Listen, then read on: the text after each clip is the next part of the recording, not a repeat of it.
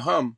Oh, Okay, so welcome back, everybody, to the People's Podcast. All right, a little joke that Cheech and I made, the Cheech and Manny Music Show. I'm joined by my usual co-host, Cheech Carrerio, and the legendary expert on Led Zeppelin, yeah. Joe Silkman, Mr. Joe Silkman. Before we start, just thank you so much for all our subscribers. I think Cheech and I, right? I speak Oh, for us yeah. both. 42. I think maybe there was another one and counting. We have how many views, Cheech? Oh, it's almost like 2,500. It's moving up there. Oh, it's such good stuff. And again, thank you. And for any new listeners, any new people that come across our channel, comment, like, subscribe. Let us know what you think. We'll take all Follow, sorts of comments. Uh, follow us on Instagram. yeah. So we're gonna have. I'll put those links at the bottom in all our future episodes. But we are on Spotify, Instagram. So make sure you give us a follow. And then Cheech will talk about also give his band a follow, right? So Oh, yeah. Pottersfield BX. So Pottersfield BX. We're all over YouTube and Instagram. And shout out to those guys. I love you guys. And how are you, Joe? The legendary Joe Silkman. I'm good, except that I think I should start by saying I want to apologize to all our listeners from Wales who are Welsh for mispronouncing Welsh terms for the Led Zeppelin IV episode. And I give up. But You what's amazing about bloody Yank. the Bron Rar, Yeah. remember the song? Yeah. That's what we were all having trouble with. And yeah, that's a hard song to pronounce. yes, Robert Plant has been kind of having fun with Americans for like 50 years over the way we pronounce English or Welsh terms. Yeah. And he must be having a nice chuckle about us. I Because I I actually wish Googled you did. it, and he does an introduction of it in a live You concert. sent it to me. Yeah, it was cool. Yeah, and I still can't pronounce it because I can't roll the second R. I think, and I always thought it was 3 syllables. It's 2 syllables, despite the way that it's broken out with the 2 dashes. Wait. So how is it pronounced? Like, I'm still going to get it wrong, but I think it's Bron Rar, so rar. and it's very hard to roll the second R. Yeah, that's tricky. So us Yanks are gonna have a hard time. I know. And Cheech, dude, how are you, man? How's everything? Things are good. Day off from the temple. Hung out with my beautiful daughter. Got new glasses. Nice. And I want to shout out to Shaq, the basketball player, because he makes glasses, and they're I awesome. didn't know that. And they're really really cool. So Joe, if you ever want good glasses, I recommend Shaq. And I just have a fun story. I was telling Joe, I got a Facebook message from a guy from Brazil last night who was asking me about a band I was in 35 years ago, practically. I don't know what year 1990 was. I don't know how many freaking years. What's the name of the band? Your band? It's called Visions, and he's interesting. He collects CDs of unknown bands and of unknown rock bands, and he tries to like promote them and stuff or whatever. Wow. And and apparently he's from Brazil, and I don't know how Visions CD got out to Brazil because we were on our own independent label. We made maybe 3,000 copies. We were known locally. We only did big shows locally, and we were only together for 2 years. So I was like, wow. But unfortunately, I didn't have a copy to give to him because I gave it to somebody I thought who was going to put it on YouTube, but they never did. But it was interesting. It was, and I, of course, we had a long chat about music, and then I sent him the, Manny and Cheech show. I said, you got to check this out. And That's then so cool. Field, and then I told him to go and check out my older bands that all the CDs are all available still out there on Amazon. So this is like a fun story. I don't know. Oh, and that was on Facebook? Yeah, Messenger. That's so cool with social media, how you're able to connect like that with. Yeah, and this was 30. I was like 19, 20, and I'm like, how the hell did this band get to Brazil? Like That's the power of music. We never toured outside of, or played bigger shows outside of Westchester, but we always did big shows. Like we would rent like the Don Bosco Center in Portchester and get like flash pots and lights and try to put on a show because there was a lot of money put into the band. And but we didn't. Nothing really happened. We were supposed to get signed at one point, but it didn't happen. But this is like right around grunge too. So, and he pointed that out. He said, "You guys probably didn't get anywhere because of that friggin' grunge, music." Because I'm like, yeah, but we were covering grunge songs, so I don't know. One of my I feel, dude, maybe you needed more flannels on you, ripped jeans. I don't know. My prehistoric Cheech bands, Cool. after Seance and stuff. So, but yeah, so want to jump into it. Any shout outs, Joe or Manny, or any stories or Manny? A shout out to you both for being on the show. I mean, awesome. I'm super excited about the album, which is right behind Joe. It's probably one of the most legendary albums, probably one of the best rock albums as well. So I'm super excited. So shout out to you both. Well, yeah, me and Joe were talking about that. Yeah, thank you, Joe, the Zeppelin expert. Because I miss our conversations in the morning, so I'm so glad we get to do this. I was telling Joe, I think Led Zeppelin IV, not my favorite Zeppelin album. 2 is, but it's the greatest Led Zeppelin album, period. Production wise, song wise, still heavy, but there's folk in it, mellow stuff in it, which I love. Going to California, Battle of Evermore, so there's a lot. And Joe, what was that story you were saying about when you bought albums when you were like 15? Oh yeah, I'd buy them the day they were released, if I could. Yeah, right. Actually, that started with physical graffiti. Mm-hmm.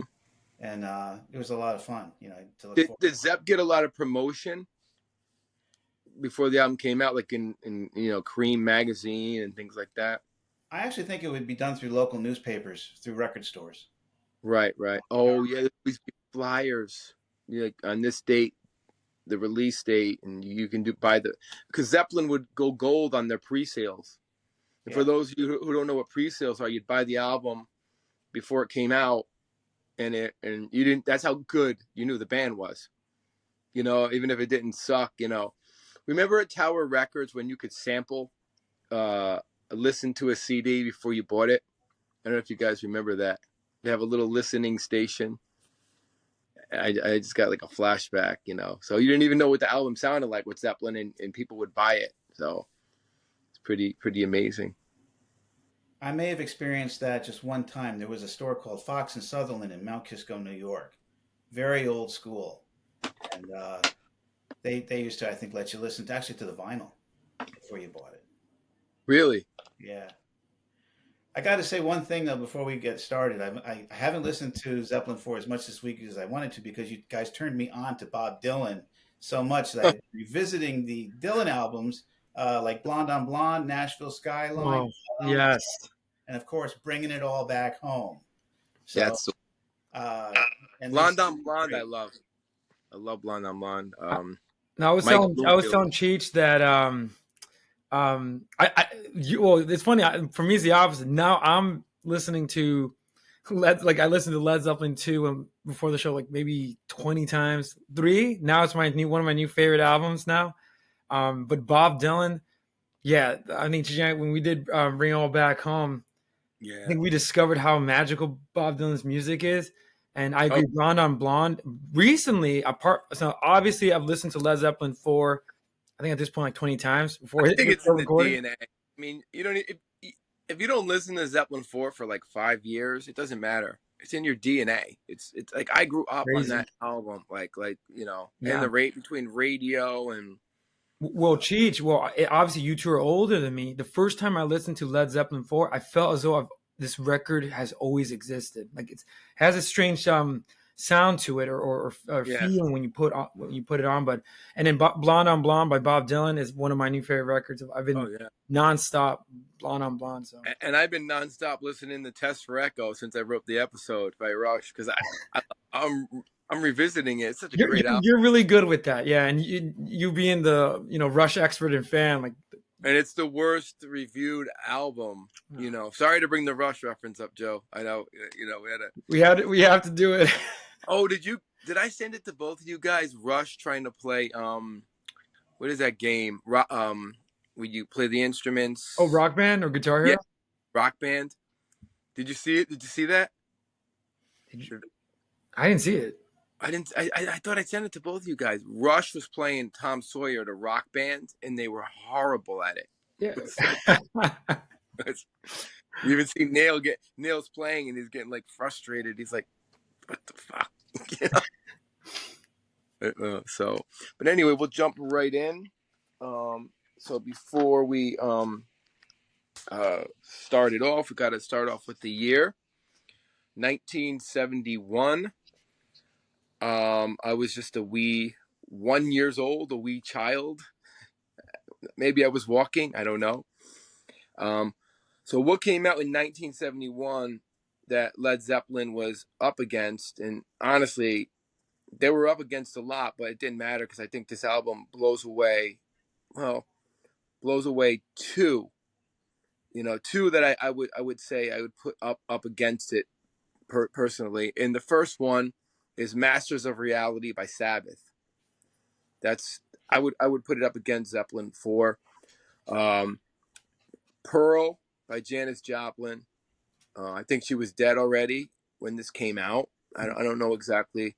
I didn't check that. You know what year Janis died, Joe? Did they all die around the same year, 70? I just know she died at 27. They all did. Jimmy, the 27 club. Jimmy, Jim, and Janis. I think it was 70. Might have Yeah, been 70. Cheech, you're right. So she died on October 4, 1970. So she released Pearl, right, Cheech? Yeah. Mm-hmm. Yeah. So released after her death. Yeah. Here's one that we all love, Sticky Fingers by the Stones. Oh, I love that, yeah. I mean, they're up against a lot. And then Manny, we were just talking about this band, how amazing. Aqualung by Tull. Oh, landmark albums. Masters of Reality and Aqualung came out the same year. Just landmark. Yeah. So it just goes to show you what they're up against. Killer by Alice Cooper. Now, Yes has two. They have Fragile and the Yes album. And then this, I have to say, I might put up against Zeppelin IV, and I think Manny might agree with me. Tapestry by Carole King, only from a different vibe. That might be legendary. One of my favorites. My mom played this till, like, oh my God, it's like my childhood. Imagine, John Lennon. Legendary. Tarkus, ELP. Who's Next? Oh, that was 71? Yep. Crazy. Fireball by Purple. Rock On by Humble Pie, which is phenomenal. Mm-hmm. And then The Doors, LA Woman. Wow. So and then he was dead too.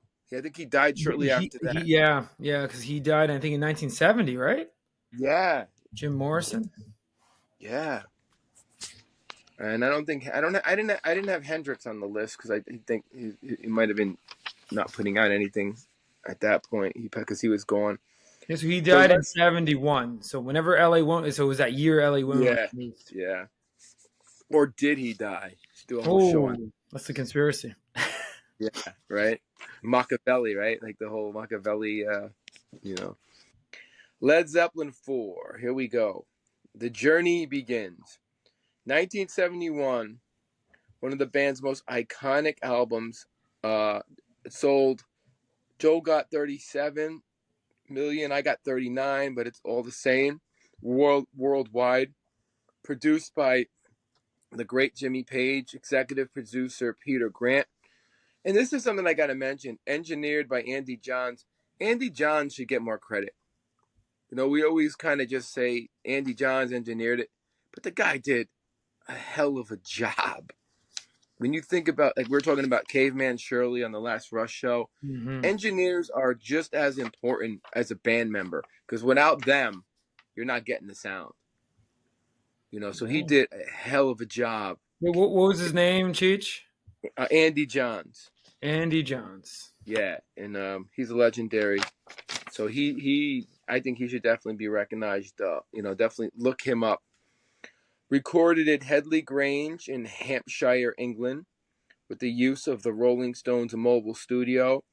It was also recorded at Sunset Strip Sound in L.A. The singles were Rock and Roll, Misty Mountain Hop, and Four Sticks. Okay. All right. So this is interesting. So after I disagree with this, and we probably all do, but after Zeppelin III got a lukewarm response, probably from the fans and the critics. I don't think the critics liked it. You can ass check that because I got to be careful now. But I don't think the fans loved it, but they grew to love it probably. They wanted a different product. They wanted heavier riffs, a heavier sound, but a balance of mellow. They wanted folk influence in there too. Now, here's the crazy thing. They decided not to name the album. And I won't go into it heavy, Joe. That is a cute dog. That's our buzz boy. Let me see. Oh man, let me see his face. Yeah, there's he. A surprise guest. He almost He's looks kind like of a like Black Dog. yeah. He I'm almost say looks Black like Dog. I love it. like a Well, little that's Irish. why they named it Black Dog, but that's getting ahead of you. Sorry. He almost looks like an Irish wolfhound, but like a miniature version. What a He's cute like face. a dachshund mix. He's little, 25 pounds. Oh, he's cute. So they didn't name the album, which Jimmy was really for not naming it. Kind of a fuck you to the critics in a way. Atlantic gave Led Zeppelin free range of creativity, but they argued Zeppelin on this. They said this is career suicide, not naming an album. It's not If you even on don't the name, spine. what's that? It's not even on the spine of the album. No. They Led Zeppelin. Yeah, nothing. Right? It just has the picture of the man, the farmer. There is an English name for what he was, but I forgot to look it up. And Led Zeppelin said to Atlantic, "Fuck you very much. We're not naming it. It's going to be, what we want it to be." I've given this a lot of thought, Cheech. Yeah. And I've come to the conclusion, really, the only one that has to know it's a Led Zeppelin record is the guy who slots it in the record store under Led Zeppelin. He has to know. Well, I'm sure on the plastic. They're going to go to Zeppelin. They're going to say, new album's out. Yeah. Oh, this has to be it. I mean, I'm sure on the plastic wrap, there's a sticker on it that said it's Led Zeppelin. I would imagine. I can't remember. Because I'm sure when Atlantic put it out, they stickered, and then I heard there was all kinds of stuff, and like some albums had stickers of the band symbols in it and stuff like that, deluxe albums, and so which I'm going to get to right now. So the album had no name, but Jimmy created the iconic symbols, where each member will have a symbol to represent them. Page had two problems with Led Zeppelin IV. The mixes. He couldn't get the mixes right. Him and Andy Johns were frustrated with the mixes. They couldn't get it right. It happens to a lot of bands. It happened with Terry Brown, I think, on, was it Farewell to Kings? On that episode. They remixed it like 3 times. So finally they got it right. And he had a problem with the album cover. They weren't sure should they use the picture. They wanted something mysterious, they wanted something to do. This album is going to have a lot to do with the planet Earth and getting back to nature. That's what I got from my research. So, the album cover they weren't sure, and they remixed it like 3 times. And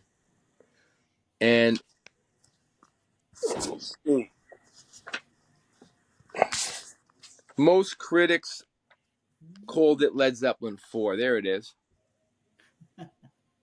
Now turn it around, Joe, for a second. Yeah, when we get to the album cover, there's a whole point to that. There's a whole point to in the 1970s, a lot of bands and hippies and people were protecting planet Earth. That became a thing, and I was actually born on Earth Day, so that there's a whole message in that. And we'll get to it. So most critics called it Zeppelin IV.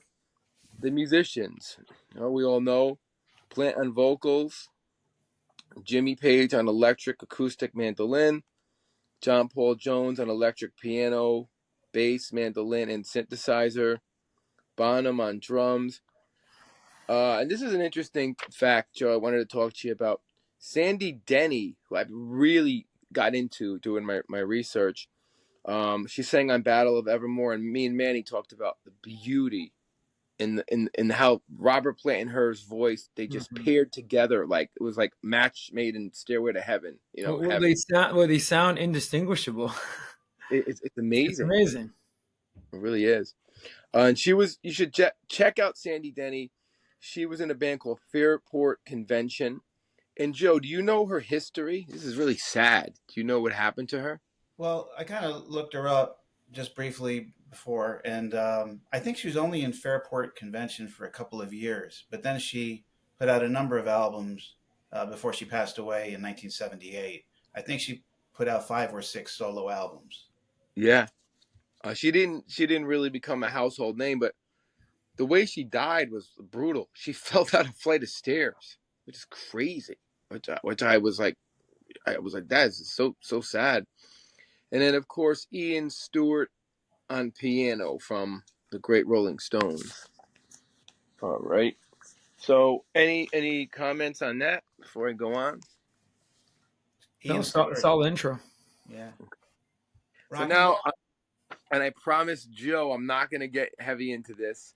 And Joe, I mean, you could tell your well. Let me. I'll just go over the symbols, and then you could tell. No. You tell your story first about the symbols, about what you know about the symbols. Just that it was really Jimmy's idea, Mm-hmm. and Jimmy really worked hard on his. And I think Robert Plant was very creative in coming up with his with the feather.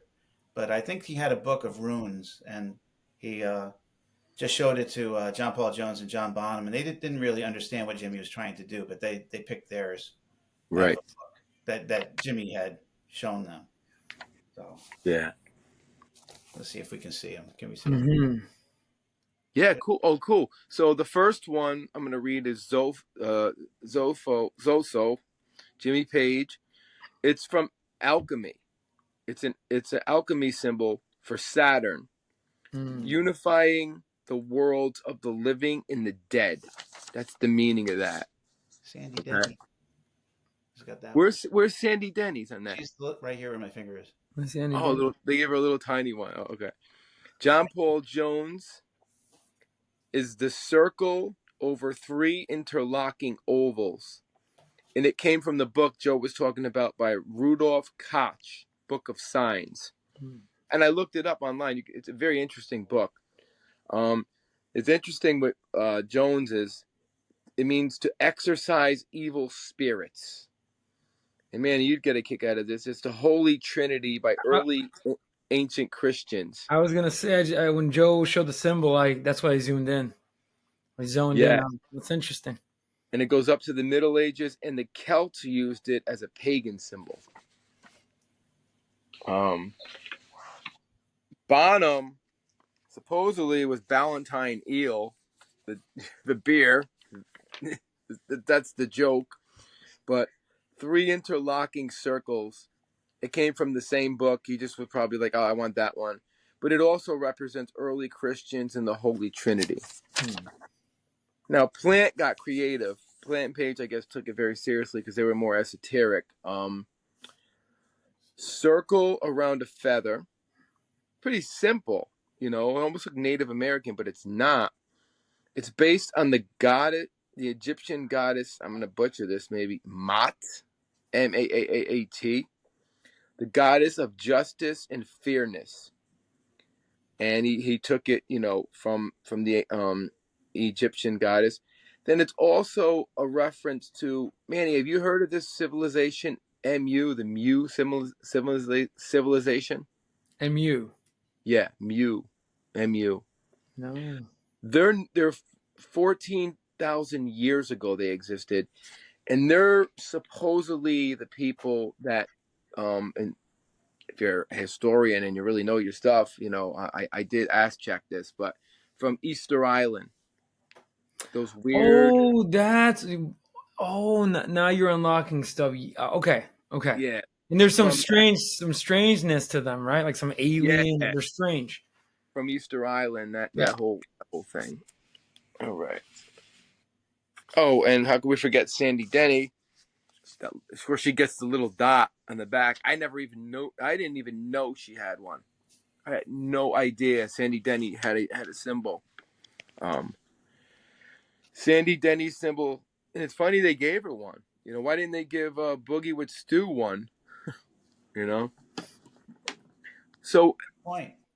on your album, do you have the in the crunches the Mote It Be and Do It Thy Wilt, or that was just early pressings? That was Led Zeppelin III. Oh, that wasn't on 4 too? No.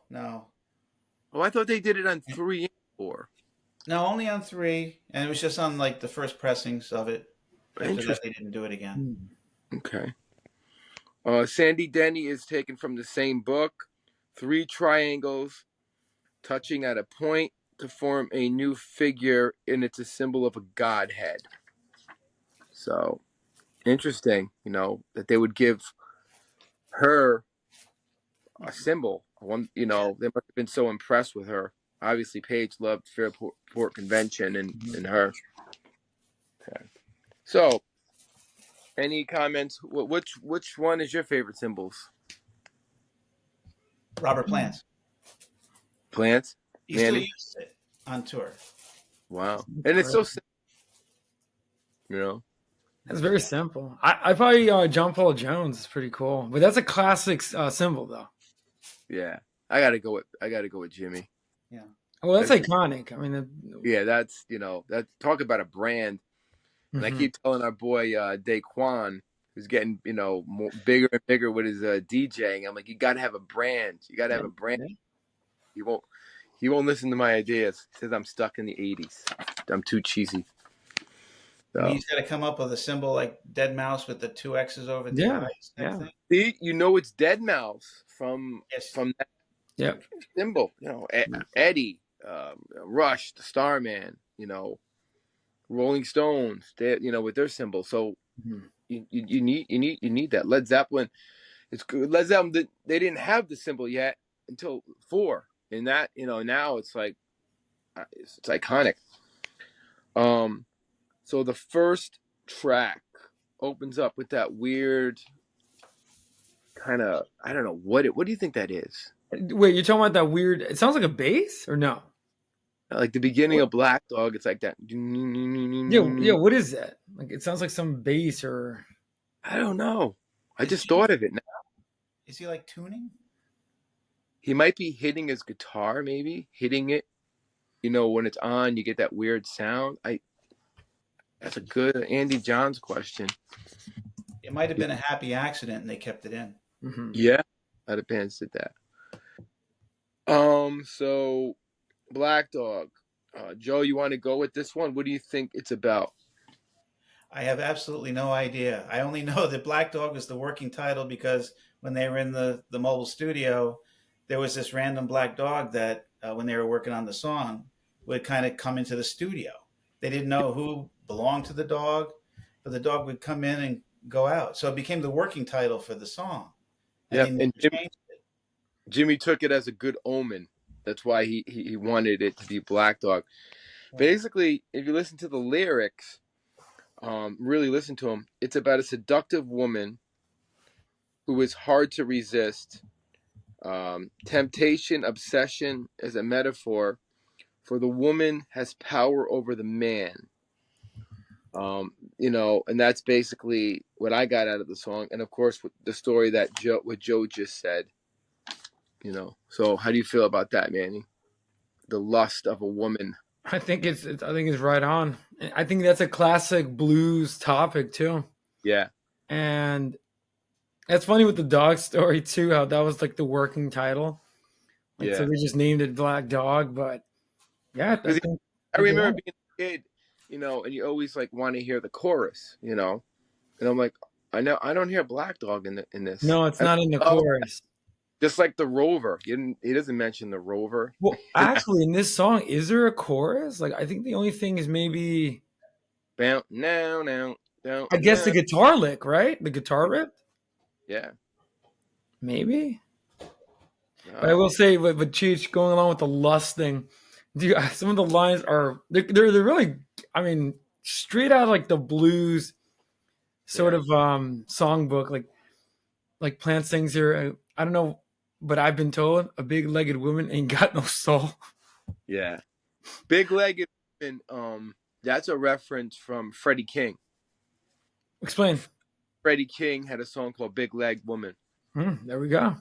So they might have took that, from Freddie King, because I'm sure Jimmy was listening, because at this time in the 70s, Freddie King was blowing up. He was getting big. And more funk Right. blues. Going Down is Freddie King. That's his most famous song, Going Down. And what do you think? You said lust, right? I think that's so cool. Just quick thing that I think the blues and like rock music has been associated with, the devil's music, right? Like Yeah. all. There's also I feel like there's a weird reference to that. And again, I think if anything, Black Dog is an homage to the blues. Look, I don't know how you two feel about this line: "Eyes that shine, burning red, dreams of you all through my head." I feel like that's sort of like alluding to that, Yeah. rock and roll Yeah. being the demon or devil's music. Yeah. Or the woman being the lustful And you can take it to the women too. devil. Yeah. Take your soul away. John Paul Jones came in with the riff. He's responsible for this riff. Well, thank you. That's a great So point. brilliant. Yeah. So Page, yeah. There's so much urgency to the song. Yeah. And apparently it's in a very odd time signature. Maybe Cheech, Oh, you know something yeah. about that.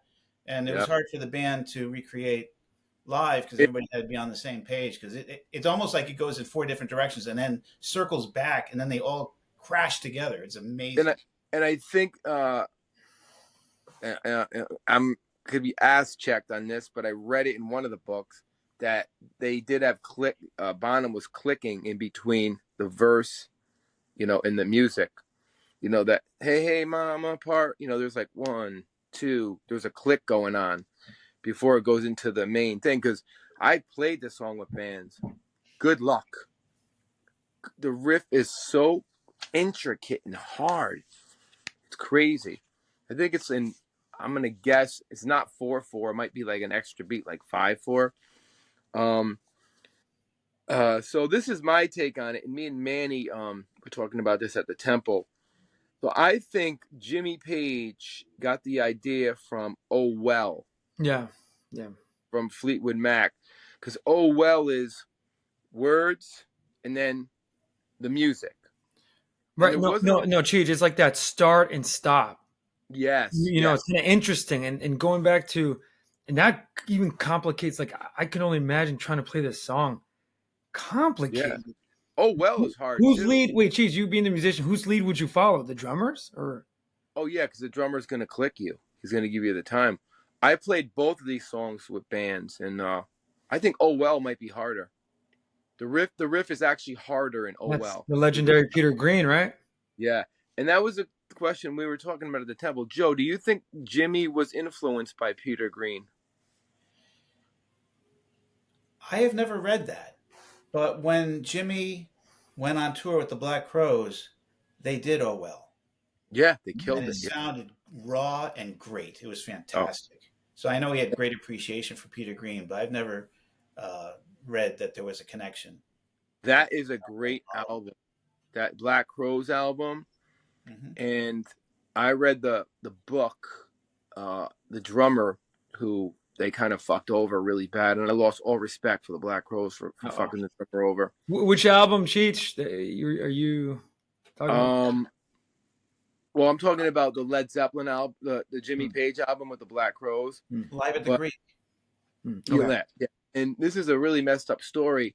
So Jimmy Page was so into play. The drummer was in awe. Like, I'm playing with Jimmy fucking Page. You know what I mean? Like, he was like, and just, but the egos that those two guys have in that band, I've witnessed it because I met one of them. And no disrespect to the music, just, Jimmy Page wanted to work with them. This is in the book. I forgot the drummer's name. He reached out to Rich, the guitar player, and said, "Do you guys want to do something together? Let's try to write after the tour." And Rich says, "No, we don't write with other people. Just me and my brother write." So I'm just like, Jimmy Page is asking to write with you, and you're turning him down. Oh my God! I mean, what's wrong with you? Something wrong with you in the head, So no disrespect to Rich, but you got to be out of your mind, I think. So that was my thing on that. Powerful drums. The drum fills are ridiculous. One of the greatest riffs of all time. Mm-hmm. Great guitar solo. And like I said, very, very difficult to cover. So if you're ever in a bar and you see a cover band do it, go up to them and say, "Guys," and if they do it well, obviously, you guys killed this. Like, it's like, it's very hard. It's very And hard. it's funny when I hear cover bands, they usually cover rock and roll, not Black Dog. Well, believe it or not, to rock and roll is easy, but to get it to sound right, it's you got to really work at it because there's a certain rhythm. Because it's a 12 bar, but like me and you, like how me and you, we talked about it at the temple, and you brought it up. They changed the 12 bar. It's tricky. The ending of rock and roll, it's either the guitar solo. There's one part that we used to fuck up all the time because they mess with the 12 bar. It's like where your ear wants to take you, but they don't do that. And Jimmy was kind of a master at that. And that's when a good blues band could take a 12 bar and rewrite a 12 bar. That's pretty amazing. It's pretty amazing. Leading up to rock and roll. Anything else on Black Dog?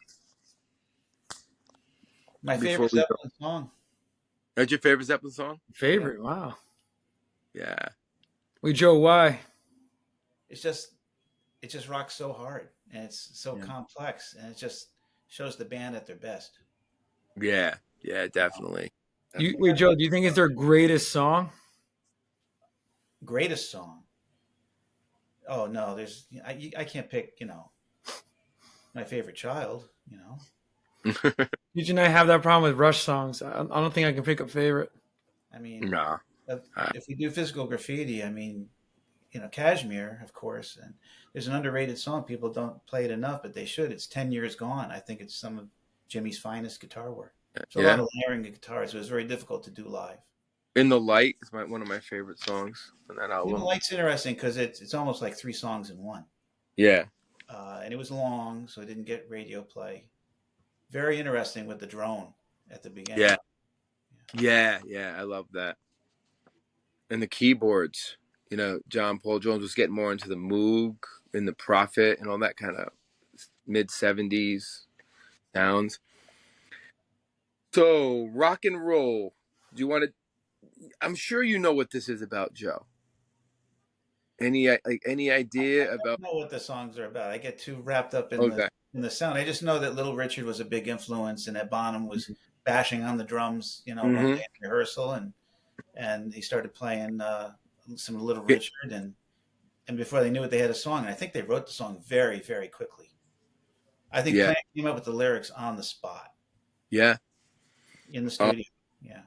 He wrote the lyrics to get back at the music critics who put down Led Zeppelin III. So apparently Led Zeppelin III got a lot of bad reviews. So he was basically saying, we're back with rock and roll. So fuck you guys. This is it. Rock and roll. And he wanted to show them that they could still rock, they could kick ass, and give them a rocker. Now, there's also a reference to a woman on there. Because everything is like, been a long time since I rock and roll and all that, And I always stayed in my head, making vows that can't work right. So there's a reference to somebody in the band who was married and maybe was having marital problems, or somebody they knew. You don't know for sure. And I always found that interesting. That always stayed in my head. Maybe one of them was gonna leave their wives or get a divorce or whatever. So, like Joe said, John Bonham kept playing the intro to "Keep a Knockin'" by Little Richard, and I think I sent that to both of you guys. Mm-hmm. And it's pretty much the same drum beat, but played a lot harder, obviously. And Jimmy came up with the 12 bar, but he messed with the 12 bar form, and he made it a little bit more intricate. And here's something that is overlooked that I almost forgot about. There's a drum solo in the middle of the friggin' song. Mm-hmm. And you don't hear about, like, that doesn't happen. That might be, I was trying to think of other songs. Like Bytor and the Snow Dog from Rush has it. But this is like a complete stop.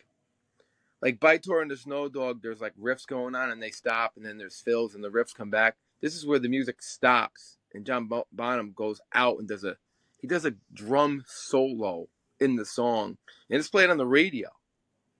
This is like not. So I thought that was cool. I thought that was a very cool thing to do. And just amazing keyboard work from Boogie with Ian Stewart. And the bass line is underrated. The one thing I don't like about rock and roll is the bass isn't loud in the mix, which is odd for Led Zeppelin. But if you really listen to the bass line, like it doesn't stand out like Ramble On or anything. If you listen to the bass line, and everybody plays the bass line wrong. I've never seen anyone really play, myself included, because it's a 12 bar.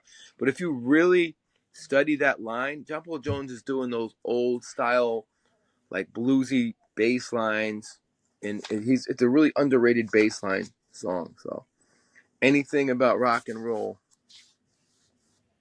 from you guys? Any comments? He used to open their shows a lot. Oh, the greatest. The great. I mean, that's probably one of next to Spirit of the Radio. One of the greatest openers. Yeah. Oh, I but think yeah, he had a lot of trouble singing it. I think it was Really? difficult for him to sing. Yeah. He really had to belt it out. Yeah. He belts that out. And think about it, when you hear that opening riff on "Song Remains the Same," da, da, da, da, da, da, da, and believe it or not, that's hard to come in on the one.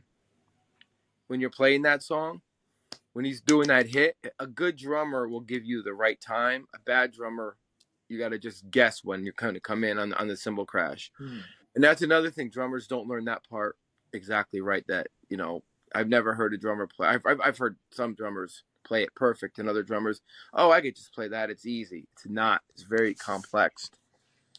Okay. it's probably one of the it's one of my favorites, and I think it's the perfection of like the rock and roll sound. Little Richard and Chuck Berry riffed. I mean, Oh, it's a total Chuck Berry riff. Yeah, it's really cool. Hard rockified, if anything. But oh yeah, beautiful.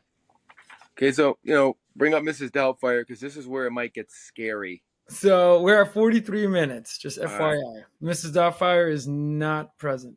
Okay, Battle of Evermore. Man, you want to take this, and then I can put in some of the facts, because you're the Tolkien. I mean, I'm a Tolkien guy. Like 30 years ago, I read about it, and I watched the movies, but I had to go back and really study some of the Tolkien. Well, you start with your notes, because you did like the hard work. What do you got? The Battle of Evermore, and I think this song is interesting because then we take a break from the guitar riffage and rock you just and roll. Got beat up. You got beat up by Black Dog, and you got beat up by rock and roll. Now you got this folky, beautiful. How does it open? Or Joe, how does it open up the song?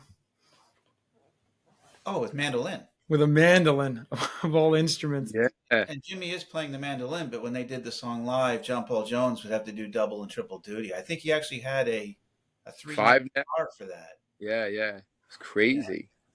Yeah. But and Jimmy was not well versed in the mandolin. He was kind of like learning on the spot. He did pretty good.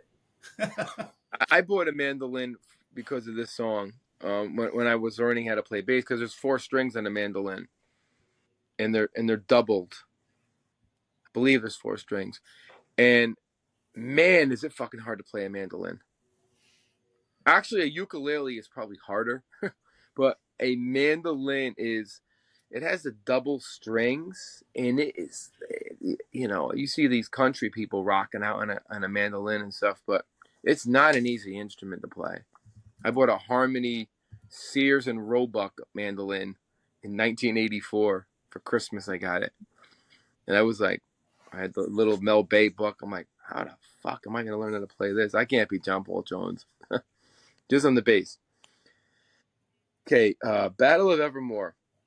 Obviously, Tolkien-inspired lyrics, Lord of the Rings. So the concept is, it's a medieval ballad. That's what I call it, Speaking of medieval, we were talking about medieval history the other day. Good versus evil, light and darkness, very mystical lyrics. Now I'm going to get into the Tolkien characters that I picked out. And Manny, forgive me for fucking butchering the names here. Oh, good. I probably got this right. Avalon, which is in the lyric, is the city or seaport where the Tower of Avalon is. Mm-hmm. Okay. Now this one I love because I've always loved. I loved this character. Fumes from the Dragon of Darkness. Mm-hmm. Now I've always loved Old Smog. Probably one of my favorite characters in Lord of the Rings and The Hobbit. Magic ruins. Part of the lyrics. To me, that refers to the elves and the dwarves who left the magic ruins. We should be smoking like a lot of weed while we're talking about this, right? Joe's looking at me like, what are you doing? Wait, where's Bobby? Let me call him. The Dark Lords. Now, this is where I might mess up. Morgoth and Sauron. The Dark Lords. So Sauron. Sauron. Those And were then the other dark. one you said Mordor? Morgoth. Morgoth. Okay. Yeah. So those are the Dark Lords that are represented in Lord of the Rings. Mm-hmm. Then I'm gonna mess her name up. When they say the Queen of Light. Galadriel. Thank you. I love that character. Queen of Light. Queen of Elves. Yep, she's the Queen of Elves. So in the song they call her the Queen of Light. And then is she the Lady of Lorien too? Would they call her that, or is that Galadriel would be the Lady of Lorien? I think so. I have Okay. to double check that. Might have to ask check And then that, but yeah. And the last piece I got, and this is just my guess, Prince of Peace, Frodo. And I always used to say like Fredo from the fucking Godfather, but Frodo. Baggins. Frodo Baggins. Not Fredo Baggins. He left the Fellowship of the Ring and left for Mordor with his buddy Sam. So that's my analysis of the characters and the lyrics. Did they do it any justice? Oh, I think you got it. You got it. All the Tolkien references. Yeah, I picked through it and stuff. So musically, and I think we said that this song. Wait, Cheech. I think we said at the temple that this song sounds like a song they would play in Middle Earth. Yeah, it's totally. It has that vibe, which is crazy. It's almost like they take you there with the music. Do you want to talk music, Manny, a little bit? Your opinion? I just think it's one. Well, like I said, so after the epic riffage of Black Dog, the propulsive rock, like Chuck Berry-esque rock and roll, we take a step back, and again, and I know you two are familiar with the Tolkien universe, movies and books, but like if you read The Hobbit, it's always very, I'm making this word up, but pasturesque, like, green pastures, very takes it to another world. It's more country, more folky, and I think this song captures it too. I didn't, you know, it's funny, when I first heard it, I was like, what is this? I don't get it. And I think it's them going back to respecting Earth.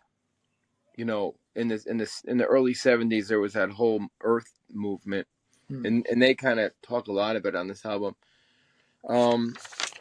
So lyrically, so it's a folk medieval song, mandolin. There's some guitar in there, Sandy Denny, and I would say angelic vocals. She sounds like an angel. You know, she's amazing. You feel the vibe of Lord of the Rings through the lyrics. You know, it takes you to, you know, Middle Earth and all that stuff, you know, without taking the drugs. So, you know.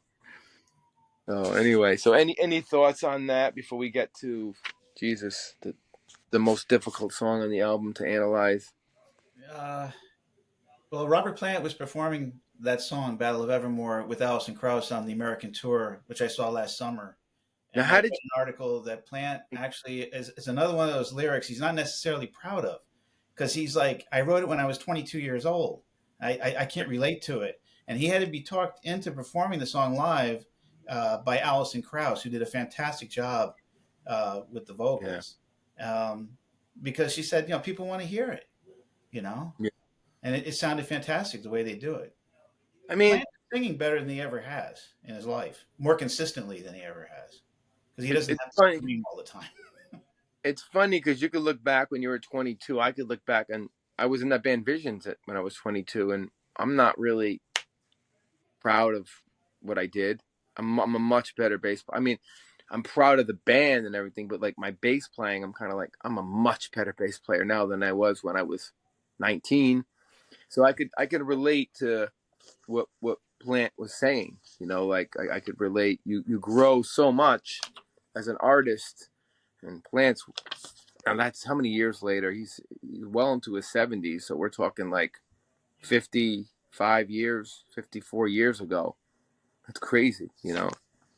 Plant is a serious historian of British history and Welsh history, and oh yeah, you know. So I mean, he looks at those lyrics now, and he's so much more educated, and he's not sure what they're about. Yeah. And he wrote them. It's crazy. So, God, this one. Which one is it? Is it the centerpiece? Oh yeah, this one I rewrote, and I told you I rewrote this like 4 times. I was like, nah, it's not right. It's not right. I don't have a good analyzation, and you know, and as far as ass checking, you really can't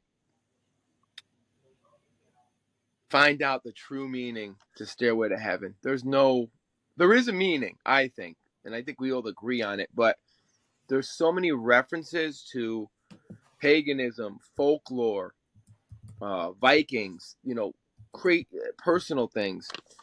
But in a nutshell, what I think the message is, it's about materialism. Mm-hmm. You know, buying a stairway to heaven. This particular woman feels she can buy her way you know, into heaven, you know, or just materialism.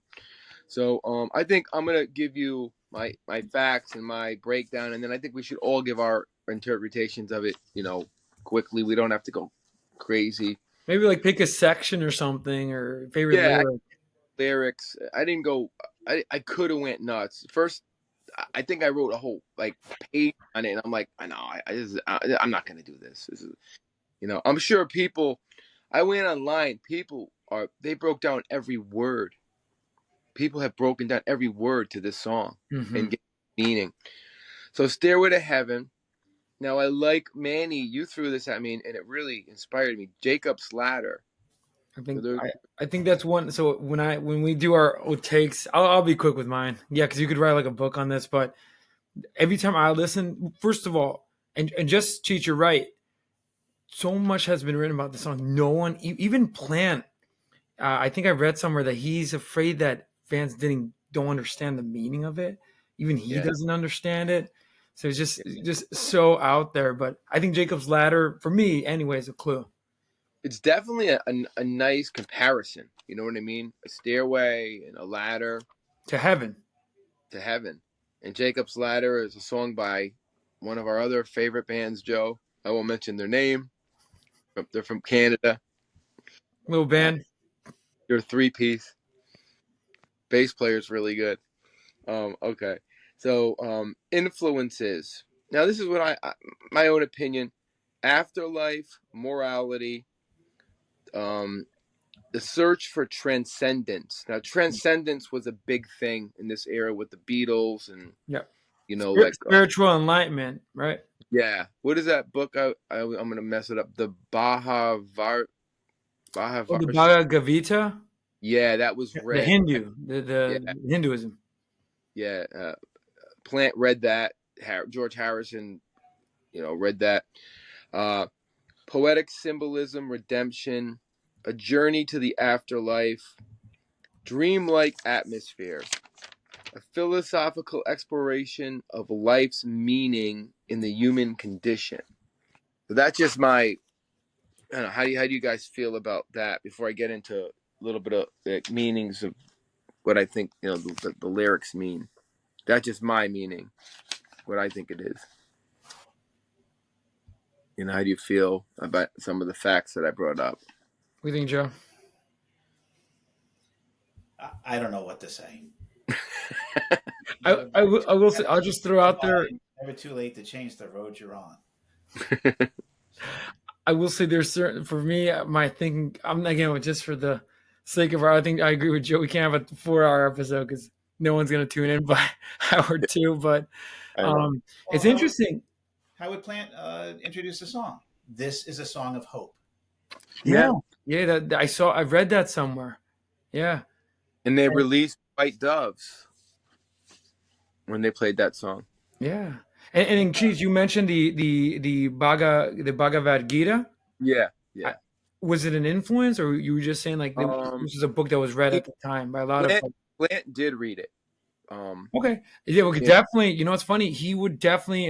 Did you two know anything about that book? I studied it a while ago. I got into the whole concept of it. It's like the Hindu scriptures. You know what it translates to? It's like it's Hindu scripture, and it's like the song of God. So I can see how Plant was. I'm not gonna go into too much detail, but I can see how he was influenced by this. Yeah.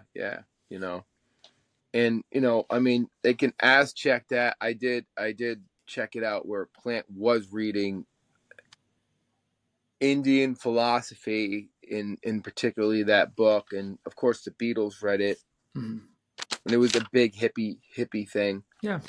At that time.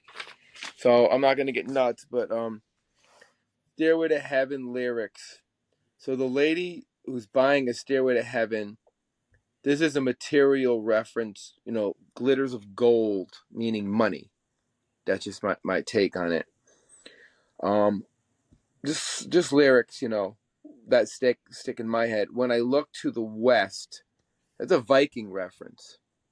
So when Vikings look to the west, that's where they're going west. They're going to England. As we talked about that in the Immigrant Song. Spirits crying for leaving. One reference said that it could be going on tour and leaving your families behind. I don't know. Now, the May Queen is a pagan thing. It's a symbol for stillness and, of course, the theme nature, around which everything revolves. It's connected to the piper, and the piper is also connected to nature. And the piper hopefully will give the lady salvation, but she seeks wealth. And the lady salvation, as she let me see.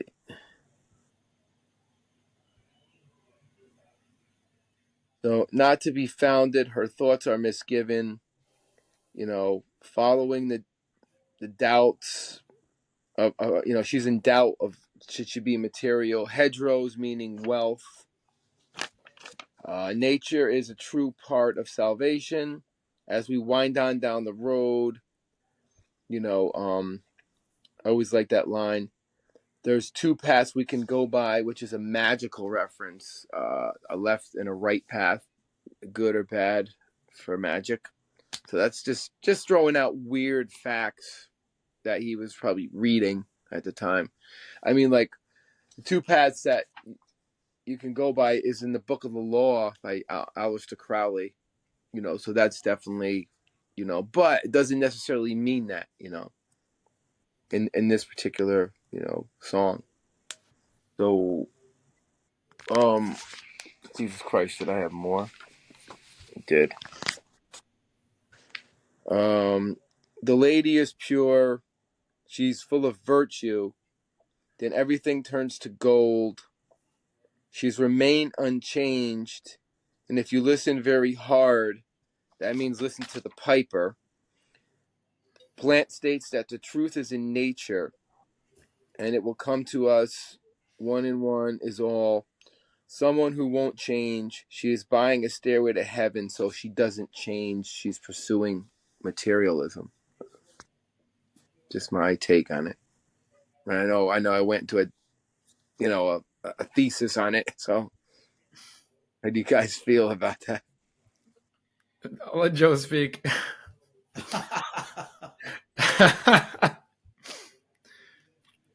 don't know I don't know what to say, except that, you get so wrapped up in the musicality of it, how the song ascends, and then, there's a crescendo. And it's just, Jimmy was just a genius because he had this all worked out. The band had it all worked out. And it was just like he needed lyrics from Robert. And lyrics came last. Yeah. But it's just, so he wrote the music first. That's interesting. Yeah. I think they even talked about maybe having it as an instrumental at one point. Well, didn't he play it at the Arms concert, instrumental? He did, and on the tour. So it was instrumental. Oh, you saw him do it instrumental? Yeah. Oh, interesting. I didn't talk about it much because it's just not Stairway to Heaven without Robert Plant. Yeah, that's true. It was a nice try. It was beautifully done, but I don't remember. Did they do it they did it on the reunion? Yes. How was it? Because I don't remember that for some reason. The DVD with the O2 Arena? Yeah. 2007? Yeah. Yeah. Because I think at the end of the song, Plant says, Amit, we did it. Yeah. It's because Amit Erdogan, he signed them. I think it was for charity. I think Amit Erdogan of Atlantic Records had already passed away. And they were, Robert Plant sort of looks to the heavens and says, Amit, we did it. Yeah. And I sent you that thing on Peter Grant, right? The little documentary. I don't know if you saw that. I saw it. Because I think Clive Davis wanted him.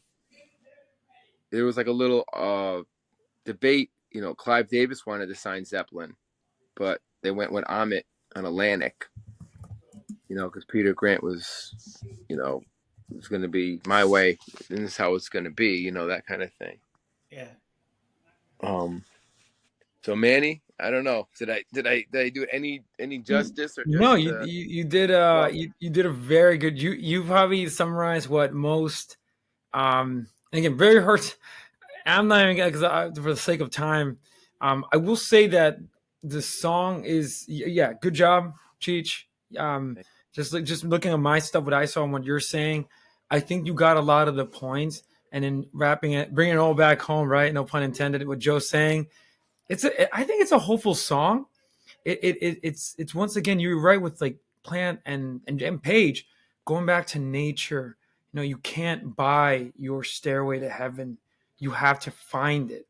So I think the lady, which is a mysterious character, it's you can say so much about it. You can even say it ends cynically. Who knows? Depending on your point of view. I love how you said the West is like a Viking reference, and it can also be, I don't know how you two feel about this, but it has some sort of reference to Genesis. I'm not going to get into, but East of Eden. The West is where all the hope is. East of Eden was the land where Cain was exiled after he killed Abel. So when Plant says, I look to the west, right? It's always John Steinbeck named his novel East of Eden, for example, when Right. all the bad stuff happens in east of Eden. Eden's in the west. So there's Right. that Right. reference too. Again, another interpretation. Yeah. Good reason why it's considered one of the greatest songs, even outside rock and roll. It's considered one of the greatest pieces of music. And then to get into heaven, you can't buy it, right? You have to live your life a certain way. So you know how it mentions those, and one of the most iconic lines where Plant and Page, they say, to be a rock and not to roll. Like that's Yeah. sort of what that's implying. Where you're gonna have Yeah. to, you got to search it, you got to seek it. You can't just buy it Yeah. You got because to all the be a good, stores, and Plant says all the stores are closed. yeah. You got to be a good person if you want to get into heaven, I guess, Musically, Joe, you want to cover the music? What you Just think? thinking about Jimmy Page, how he did 3 solos, uh, and people were like freaking out, going, "Oh my God, you did 3 solos!" And which one was the best one? And Jimmy was like, "Please be assured, I selected the best solo for Stairway to Heaven," which of course is a classic. They're going to be Oh using yeah. it 100 years from now. I think it's one of the greatest solos of all time. I Mm-hmm. mean, you Wait, hear it. you and I were talking like next to like solos like Hotel California. Yeah. It's so iconic. It's overplayed, yes, but if you really listen to it, it is one of the greatest guitar solos. I would say Hotel California, Freebird, and Stairway to Heaven are the greatest rock guitar solos. I need to Mem hear about Layla, or Oh yeah, Airplane Dominoes. oh that's I mean they're just memorable. The way that they're played and they're done. I mean I think musically the part nobody talks about, which I love, is the flute solo. It's almost like Yeah, a solo. Like dude, you're it's in. fantastic. It makes me think of Peter Gabriel from Genesis or Jethro Tull. It's fantastic. It's But froggy. it doesn't sound like flute. It's played on that organ flute, Yeah, which is like almost cheesy, but it's yeah. beautiful. Well, It's it sounds like something you would hear at like a medieval fair or something. exactly. Um, haunting guitar, great solo. I mean, we really don't have to break it down. I just love how it's starts off mellow, And and then it built. leads up to that build to the greatest crescendo ending, and then it ends mellow with just him saying she's buying a stairway to heaven. Now we won't get into this because I know Joe's gonna think I'm nuts. But when I was a kid, me and my friend Scott Harper would have these little slumber parties in my attic, and we'd have a record player, and we would just listen to Zeppelin IV and over, and maybe steal a couple. Remember the little small cans of Budweiser? I don't know if you remember them, Manny, but Joe, remember the little half Okay, can? I do. Yeah. We would steal a couple of them. I'm 12. We'd go in the attic, and then we'd be like, and I used to be like, no, I don't want to do it. I don't want to do it. Come on, we got to do it. We got to do it. Get it? I said, if you break my record, you buy me a new one. Okay. Play it backwards. Mm. And then he knew the lyrics. There was wherever the lyrics were, and it would say, I'm not going to say what it said. We all know what it said. I don't want to get into that world, but it would say something pretty evil. And just hearing it backwards, it would almost sound like it was in Latin. It was creep. Stairway to Heaven backwards without him saying the stuff. It's just a creepy sound, you know. And we would sit there for hours trying to hear that phrase, and then I'd hear it and go, "No, oh my God, it should. He said it. He said it." And I think it was all BS because it just was a freak of nature. Like when you play, what is it, The Wall to the Wizard of Oz? How it matches up. Yeah. Like how's that possible? You can't plan that shit unless they did. Unless Pink Floyd wrote it exactly from the after the three lions roars to like the you Oh, I know heard about that. Yeah, yeah. I've seen it. It. I shut it off because it's too scary. I was like, no, this is fucked up. This is not right. This is wrong. But what are the odds that can happen? You know. So I think the whole message with the backwards stairway is all it's all BS in my opinion. How do you feel about that, Joe? You think it was Wait, done wait, in a? wait, wait, Cheech, you're debunking that conspiracy theory? Yeah, I think you can make it sound like anything if you listen to it. You know, it does sound like, I don't want to say what it sounds like, the words, but it does sound like that. It sounds like it, but you can put on, the Spice Girls record and play it backwards, Yeah. and you're gonna hear something that's fucking evil because it sounds like a demonic sound playing a record backwards. I don't know if you ever did it. It just sounds. It's really. It's just one of those. I've heard it's weird. It just I doesn't. mean, I'm not debunking it, but maybe they did it to. But how would you do it? How would you make a backwards record say that 1971? You didn't have the technology. You would say Paul is dead, Paul is dead, number 9, number 9. You would hear that shit, Um and that was done on purpose, but like I think it's just some weird coincidence, my opinion. I don't know how you guys feel.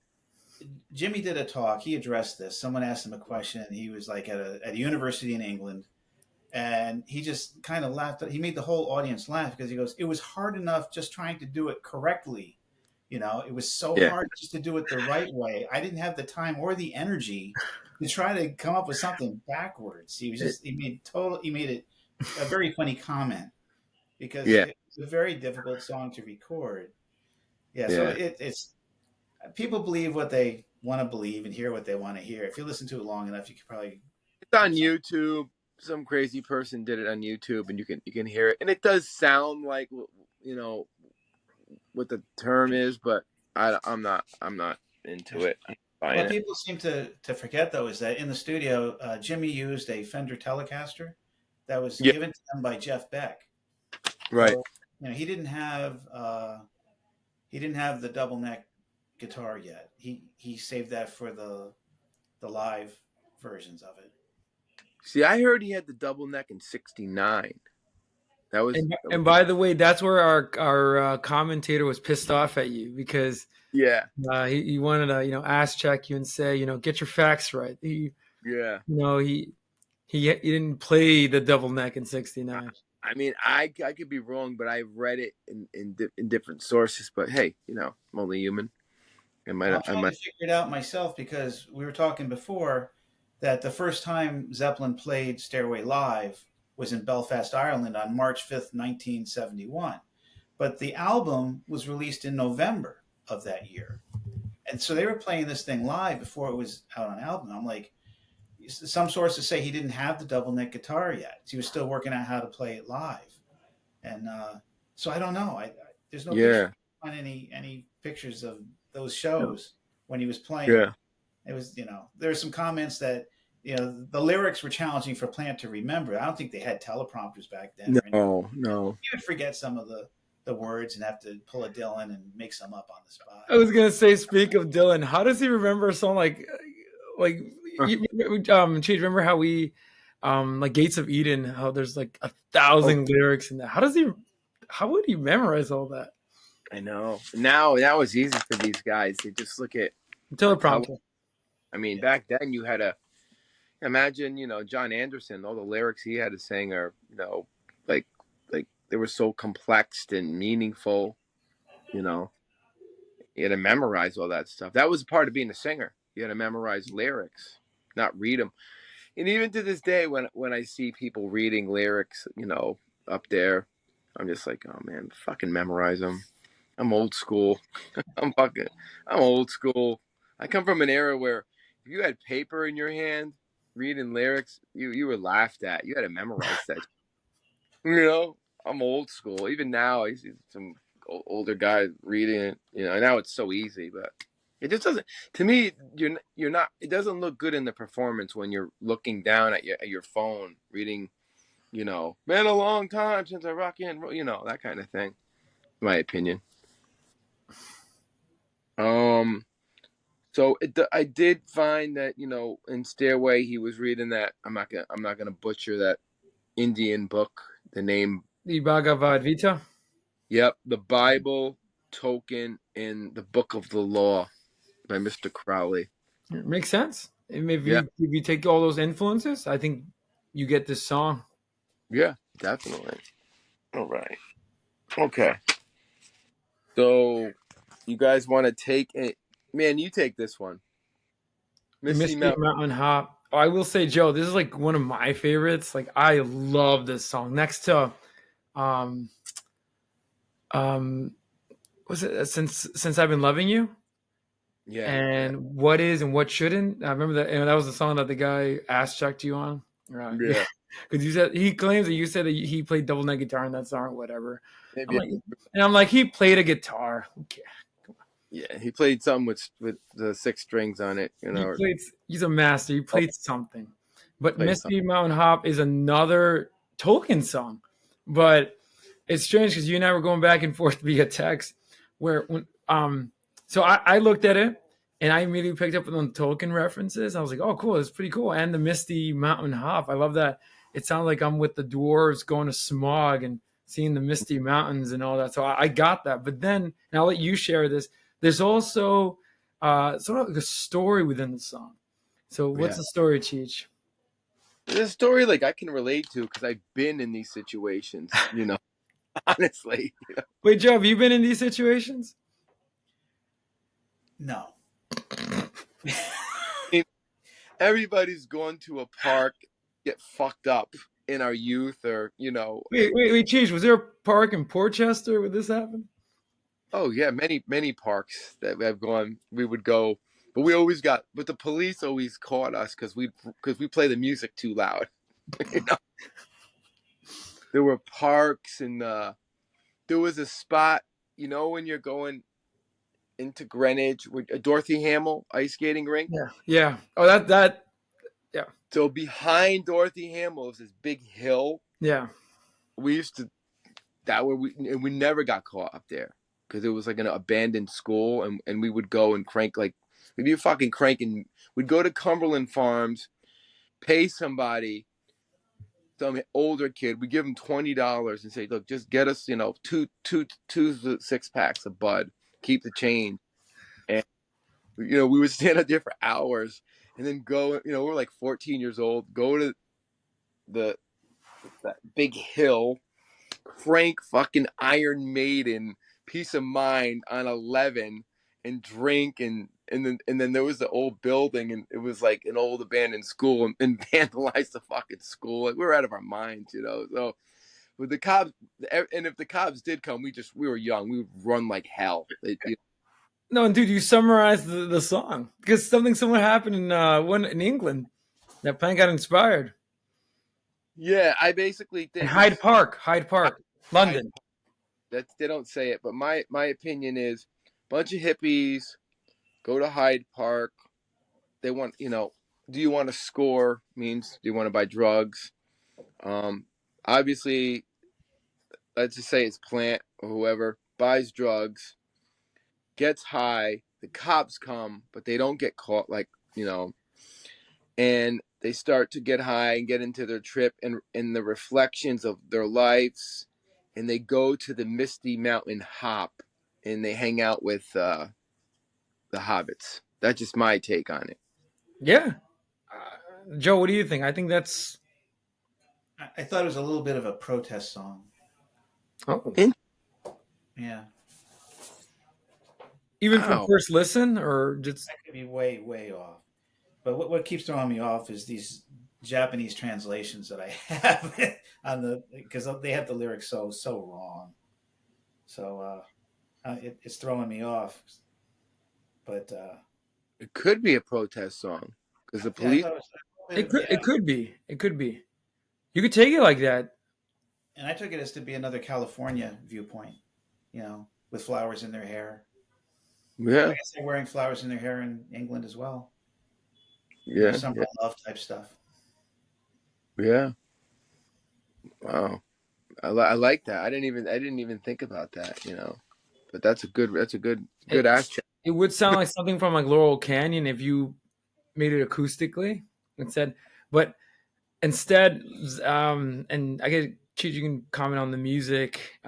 Musically, it's really good. It's Well, I love the opening organ. Yeah. The organ, it's one of the iconic. You hear it, now, now, Yeah. now, now. You hear it. No, and then what follows John Bonham's Oh, drumming, that it's sound, like it's like thunder. it's phenomenal. I love the vocals, powerful drums, and the great guitar work. You know, not I don't think there's not the bass is pretty simple on it. There's bass on it, mainly like left hand organ stuff. So, but I do like the I do like the idea that it could be a protest, getting into the Dylan vibe again. I don't know. That's interesting. What makes you say that? Just from the like the Well, any specifically? And now we're getting Joe intellectual on the. you guys are way too scholarly for me. Oh no, Joe, you are too. You know more than us on Led Zeppelin. Like I'm Oh, trying here. You two are the experts. I'm really Joe's yeah. like the guys in Spinal Tap backstage going rock and roll, and they're getting all pumped up and everything, but they can't find their way to the stage because they keep getting lost in the catacombs of the backstage area. That's me. But yeah, just to talk about the policeman and everything. Yeah. You say it's because of drugs and whatnot, but Yeah. I get lost in the music, unfortunately. And No, and I would agree because that musically, I mean, see, I wouldn't. It's funny. I don't know if you two would agree, but this is an example of a song where musically it's so good you forget what it's about lyrically. Wait, did I just hear hobbits? Like, what am I listening to? That's the crazy thing about Zeppelin. They would throw in like hobbits and it'd be a Out love of song. nowhere, and then you hear police and wait, what? Hyde Park? Like, what? Yeah, I know. It's crazy. It was brilliant. So the next one is, I mean, it's such a great. I think it's not played a lot, but it's you do hear it on the radio. Four Sticks. Mhm. It might be the least played song on the radio. I hear it on the radio, but not really that popular. Took me a while to. It might have been the one like when I was young, I would kind of skip over because I was like, Yep. I'm not sure about this one, But it is a great fucking song. So, what do you think it's about? I'm just throwing it out there because like I have this one I think I got I got down. Do you have any idea what you think it would be about, Joe?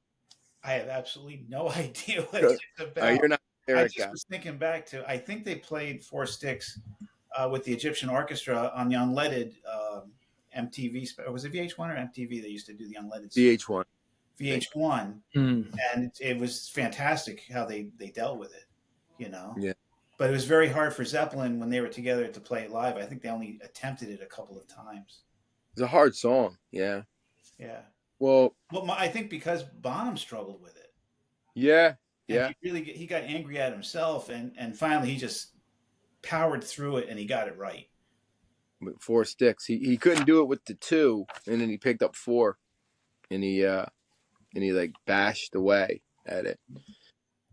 It's basically about getting away from a woman who's ruining your dreams.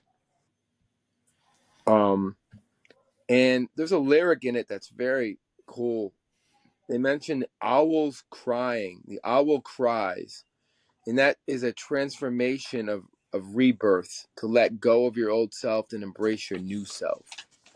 So that's pretty much that, in a quick. He wants to get away from a bad relationship, pursue something else. An owl cries. In a Native American culture, that's rebirth, and saying goodbye to your old life and going into your new life. So that's my take on the lyrics on that. I mean, Joe explained the music. There is odd meter. It's in 5/4, and like Joe said, Bonham was frustrated. It's a very hypnotic, atmospheric vibe with a repetitive groove in the music. So, any comments on that, Manny? On the song? No, I think it's a good song. It's not my favorite. Like, it's definitely it's good. It's good. Yeah. It's not. I would say like I skipped over it for a long time. Yeah, I've done that too. Not anymore because I listen to Led How, Zeppelin through. how do you feel about it, Joe, compared to the other songs? It's not my favorite, but there's something powerful about it. Yeah, yeah. I really It's not like. Black Dog or rock and roll. Yeah. You know, not. I would never say weak, but it's definitely one that's not. Even Rush has the songs that I would skip over. But I listen to it now. Going to California with an aching in my heart. So same concept. Man leaves woman to make a new start. He's basically looking for a girl in California, like his dream girl, pretty much. And he's leaving the girl he's with to pursue that. That's what I got out of that lyric. And it's poetic. There's a lot of poetry in there. He was reading Charles Williams, Walt Whitman, and William Blake. Musically, folk rock ballad, beautiful. Acoustic guitar, slow pace, great vocals, tells a great story, very emotional song.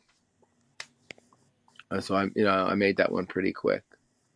Any comments on that? I always thought the song was about Joni Mitchell. Just that's just Maybe my opinion. maybe she's the girl. Uh, Someone told me there's a girl out there with love in her eyes and flowers in her hair. Yeah. And there's that whole Southern California music scene with Crosby, Stills, Nash, and Young, and Yeah. Zappa was out there. He was on Yeah. the edge there. But Joni Mitchell, and they love Joni Mitchell, Oh yeah, yeah, yeah.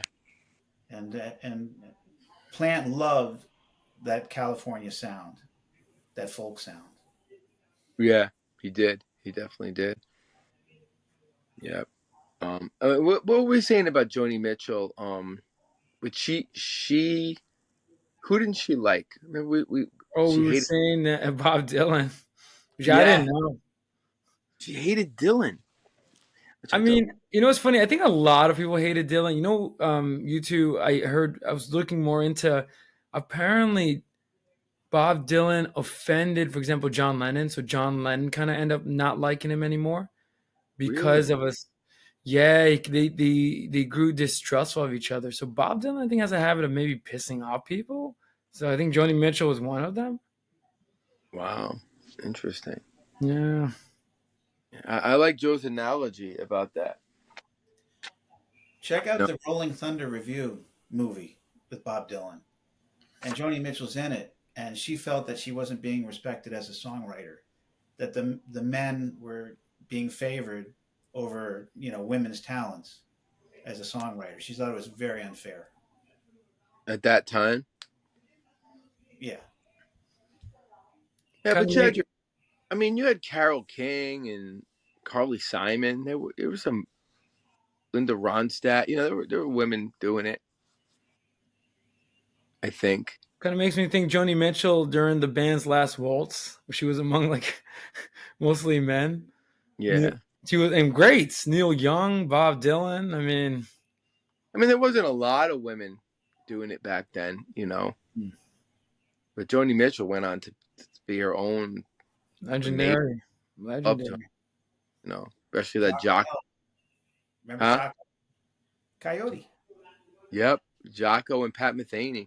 That's some of the best, amazing stuff. Anybody out there who's a Jocko and Pat Metheny fan, check that album out. And the song "Coyote" with Joni Mitchell. So, do you want to take the next one, or you want me to explain the history on the next song? Because there's kind of fucked up. When the levee breaks. Yeah, it's kind of a fucked up history to that. With a legendary ending to an album. Yeah, I think it might be like my third favorite song on the album. Same. It might be. I was telling Joe. I was telling Cheats. I love Stairway, but I think it's gotten to a point like Hotel California. I've listened to it so many times, but but when the Levee breaks has something that Yeah, it's just addicting. when It the has the drums best start. drum sound ever. Yeah, Yeah. I think drums were recorded like in a pantry or something. Like Did you in a, wait? Did you ask check that? I think Joe may know this for sure. It was like what do you call the circular staircase? And it was Yeah.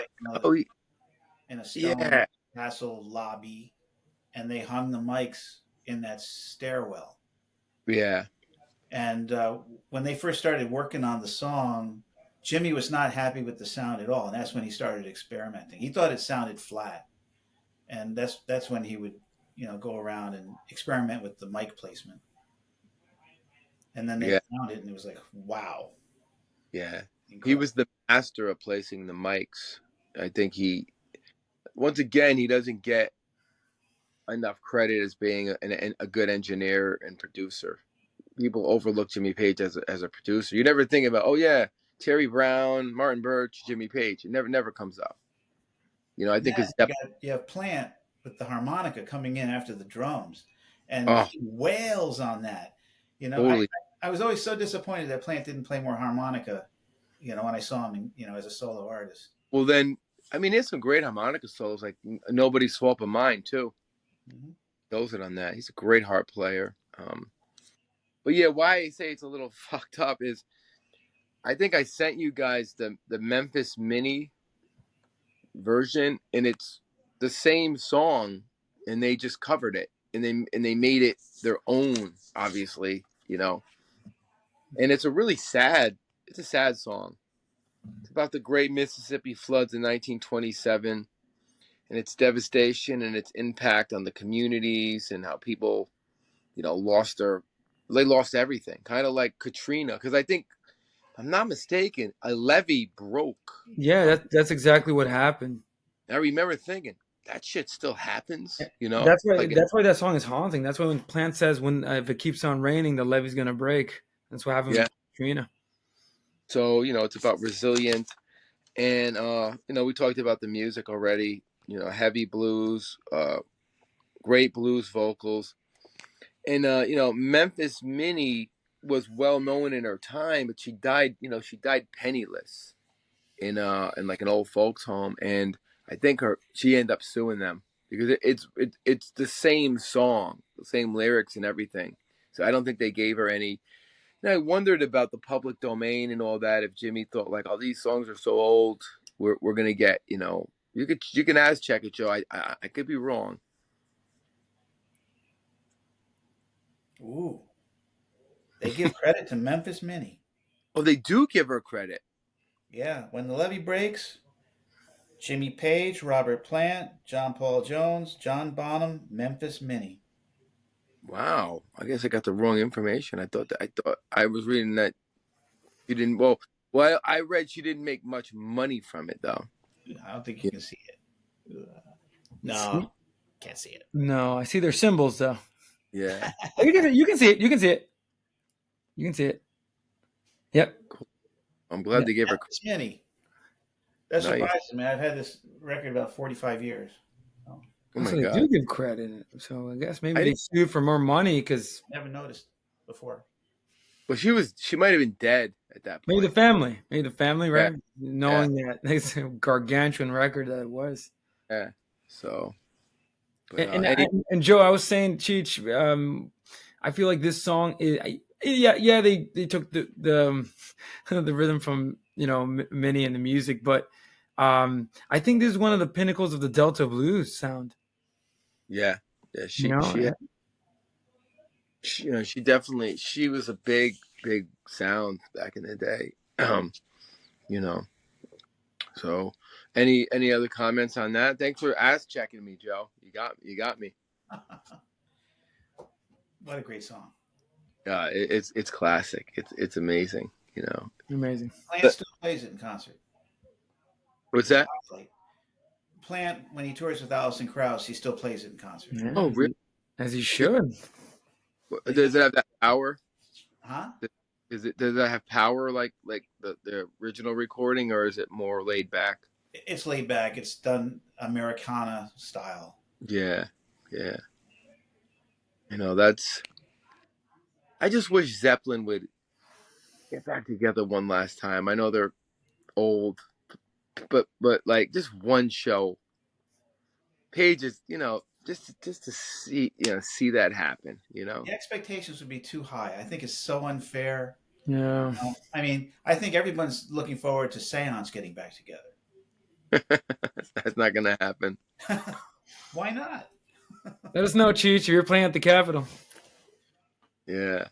No, but I guess well they did get back together. So, and that was a good show in 2007. That was, and that was them when they were relatively a lot fucking younger. So that was the time to do it. But, there are still artists that are like the Stones are Yeah, they're still still at it. Paul McCartney, he's still playing in his 80s. Arnie and the Stones. So who's to say that Zeppelin can't do it? I'm sure Jimmy Page could still play. Obviously, Robert Plant could still play. John Paul Jones could still play. And Jason can play. You saw it. So it would be nice to see it before, 10 years from now. I don't know if these guys are going to be around. Which is the guys rehearsed with Steven Tyler and Miles Kennedy from Alter Bridge. Is that the name of the band? Yeah. And so there were thoughts of going out and doing a tour without Robert Plant. Yeah, I remember that, and I thought that was disgusting, man. I was like, wait, who was in the band? Who was going to be in the band? Are Zepp guys? Well, you said Miles Kennedy and who else? Miles Kennedy or Steven Tyler from Aerosmith. With John Paul Jones and Jimmy Page and Jason. That would be such a disgrace. Like Robert Plant and Jimmy Page, are Led Zeppelin to everybody. It'd be like a new, like, if Mr. Jimmy played instead of Jimmy Page, or they'll pull a Journey. That's what they did when Journey. They hired that singer, even though he was good, but it's not the same. Yeah. I hate when bands do that. There's like Foreigner is a cover band. Foreigner doesn't even have any member. Like, so I that pisses me off. Like, Foreigner, like only Mick Jones, right, is the original. No, he doesn't even play with them anymore. He's old. Wow. They might put him out in a wheelchair, and he does like hot blooded for 5 minutes. And is it Foreigner? I mean, that's a good question for our viewers to put in the comments. If it's not the original members in the band, is it a cover band or is it the band? I mean, you could say that about Yes, right? Yes has like one member, and some of them, some of those different clusters of Yes, right? Well, I saw John Anderson and the Band Geeks at the Cap in November. Yeah. And it was phenomenal. I thought it was fantastic. I thought John Anderson was singing beautifully. 79 years old. He went up there with these young guys who were all like seasoned pros from other bands. Yeah. But just loved Yes music, and they did it right, and it was phenomenal. Well, Genesis is so good. Do that with Genesis too. There's a Genesis cover band, and I think it's good, but to preserve the band, to keep the band going. Yes, with a bunch of young guys who sound like Yes. For younger kids, they get to hear at least John Anderson and see the band. But the closest I'll ever get to Led Zeppelin is seeing Jason Bonham's Led Zeppelin Evening, and that's good. I mean, that to me that cuts it for me because it's Jason Bonham. He's the spawn of John Bonham, so it works. But Foreigner, no, and John Anderson is the singer of Yes. So if he has 4 other guys, that's cool too.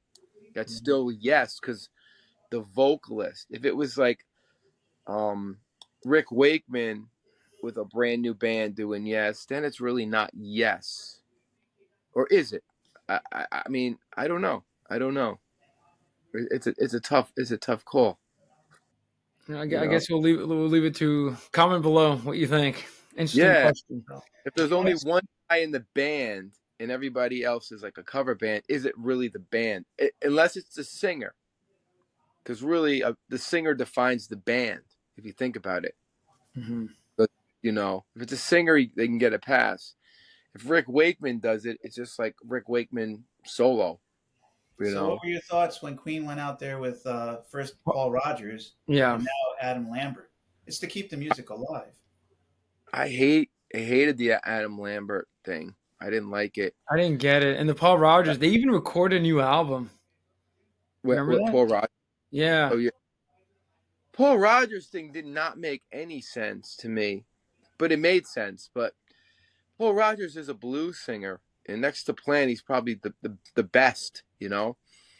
But the Queen stuff is like, Freddie Mercury is a theatrical singer. He can't sing the blues, Mhm. and Paul Rogers can't sing theatrical music well. So that was odd, but it was cool. It was very cool. It's just like mixing styles together to see what comes out. The Adam Lambert thing, I didn't like. I didn't get that too much. I don't know. Well, if you want to see John Anderson, he's on tour again. He's going to be playing in Ridgefield this year. I Oh, think that's it's cool. spring. One man may buy a ticket to. Cool. Yeah, I mean, there's quite a few bands that are doing it. I know, like Foghat. If you're a Foghat fan, it's only the drummer with a cover band. It's like I don't know. Frampton is still out there. Yeah, but Frampton's Wait, Frampton. he'll be pretty cool to see once. Yeah, Frampton's At the Frampton. Capitol, yeah. And I forget when he's coming. I think it's just went on sale. Oh, he's coming back. So I guess he got better because he was sick for a while. Yeah, he's on the Never Say Never Again tour. And yeah, it's going to keep going. He thought it would be his last tour, and now he's done like 3 tours since. So his physical problem is maybe it's in a remission, or he's going to play while he still can. He can still play guitar really well. He did at the Rock and Roll Hall of Fame. Played wonderfully. Yeah. But Blackie Lawless never made a comeback from Wasp. Well, I don't know too much about them. Yeah, they were supposed to play the Capitol. So gentlemen, I think Mrs. Doubtfire might be creeping in. I guess we'll again. I love this line. Now I use it every time. Let's bring it back home. Yeah. So last final. So Cheech, since you got the notes, any like last final thoughts on Led Zeppelin IV that you wrote or anything? Well, I got the cover. Oh, you didn't talk about the cover, right? Yeah, the cover's interesting. Oh, go ahead. That's a good place to end. Because we have Joe on here. Do you know anything about the picture of Do you like anything about the picture and how they got it? The story behind that. I thought Robert Plant saw it in an old book in an antique store somewhere. You got it. You nailed it. The guy. I think in the last year or two, they've identified the man in the photo. And, they did when he was living and all that. But all Plant would say was that he was a man who would take from the earth, but then he would give back. Yep, you nailed it. Plant and Page were in an antique shop, and they just liked the picture. The guy's name is Lot Long. 19th century. I mean, there's a word for farmer in England, but I'm going to say farmer. And the picture is on a wall of the building. And then the picture represents, nature and getting back to nature. And then on the other side of the fold, there's the city, which is the new world, which is. So basically what they're trying to say is look after the earth. There you go. People should look after the earth. That was the concept of Led Zeppelin, during this time. They were into the whole earth thing. The picture, that's so cool. Yeah, how it's a broken building.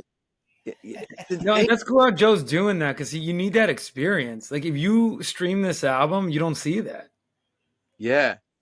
And you know what's funny, Joe? Wait, Joe, hold it up. It looks realistic. It really Vinyl's does. coming back. Like, look how realistic it looks. It looks like it's amazing. It's the old world and the new world. And Zeppelin is trying to say Lot Lang represents, or lot long represents the old world, and we need to get back to the old world because look what the new world has done to us. And this is before ozone layers and everything got fucked up. This is like hippies and stuff were really trying to save the planet Earth, and they thought it was dying in 1970. It's a big thing, yeah. So actual Ernest Farmer is the guy who took the picture of Lot Lang, who actually took the physical picture. That's an actual picture, and that's basically that. And then, Joe, open up the middle section if you could. That's the greatest part. Yeah, Joe, thank goodness you got the vinyl record. I love it. Oh my god! There you go. It's funny. I saw that picture, and dude, it's amazing. Yeah. You know what it is, Manny? You know what the hermit represents? Wait, let me think. Is it? It's the cult. It has to do with the occult. Hold on. Not the cult of Mithra, right? No. What is it? He's the hermit of a tarot card. That's right. See, that's Zeppelin's they're on another level. So there's the esoteric, magical. I'm not sure if it's based on Crowley's tarot cards, which I would bet it was, but it was painted by a man by the name of Barrington Crosby. He drew it, and the hermit looking down at the villagers and stuff like that. He added all that stuff, but the hermit itself is a tarot card. Wow. The hermit.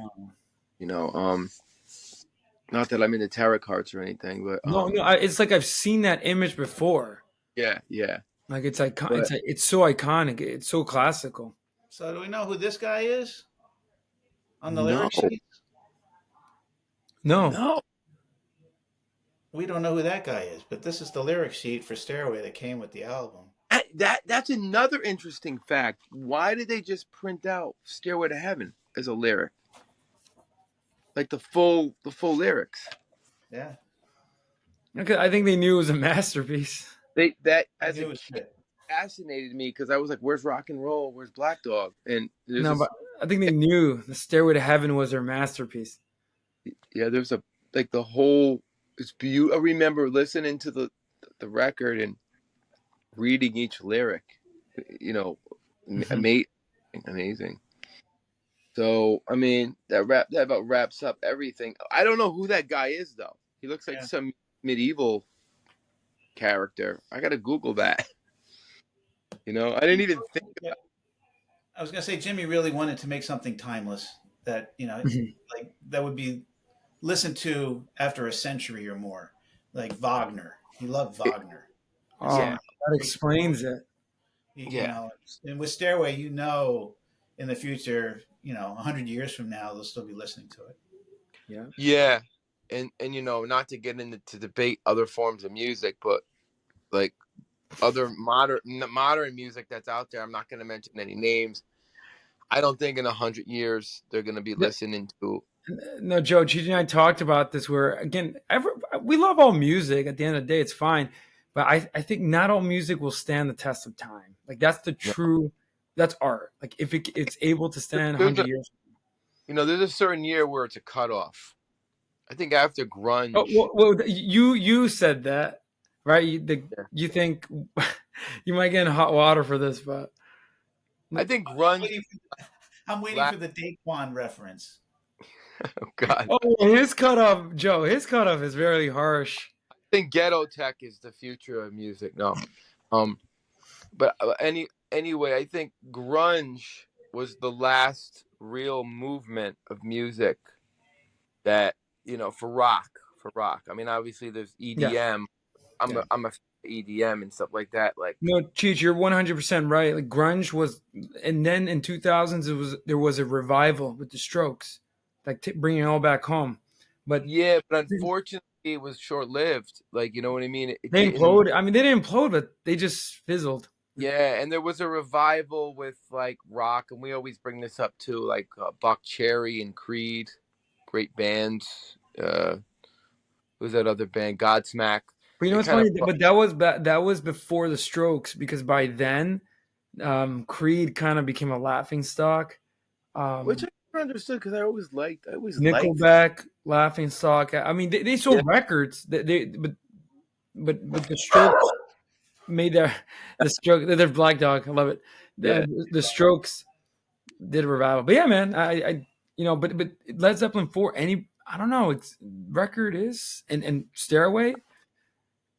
It's gonna Crazy. be like rock. It's gonna be like Mozart. There's certain bands that are gonna be like. I mean, Mozart, uh, Beethoven wasn't that long ago when you think about it. 200 years ago, and it's still, remarkable. So 200 years from now, Zeppelin will be remembered. The Beatles and Led Zeppelin, maybe out of all the bands, I think Beatles and Led Zeppelin will be Uh, remembered the most. I definitely agree. Beatles, I mean, something in Led Zeppelin. These two maybe bands have something. Sabbath might not, or Deep Purple might not out of the big three, but Zeppelin and the Beatles will be remembered. I hope Sabbath and Deep Purple are. Uh, but they didn't. I mean, Sabbath made enough albums to be remembered. Maybe they'll be remembered for the darker stuff, but Zeppelin was just like perfect. Like the perfect band. I know Rush will be remembered. That's for sure. We'll make sure of that. We're gonna make sure.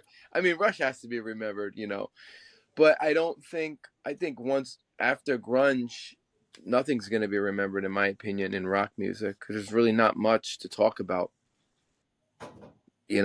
If you think about it, it just kind of went fizzled out and it was dead by the 2000s.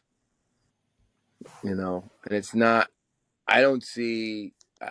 I mean, I don't listen to modern music, so I don't know. Like my mom is playing this band crazy lately called Maneskin from Italy.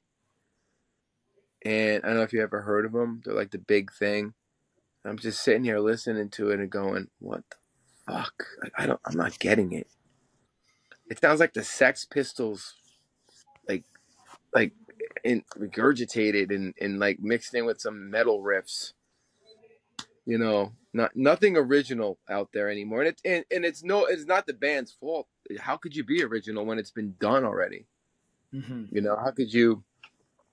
Or will there be a Zeppelin IV in the next 50 years by a band? I doubt it.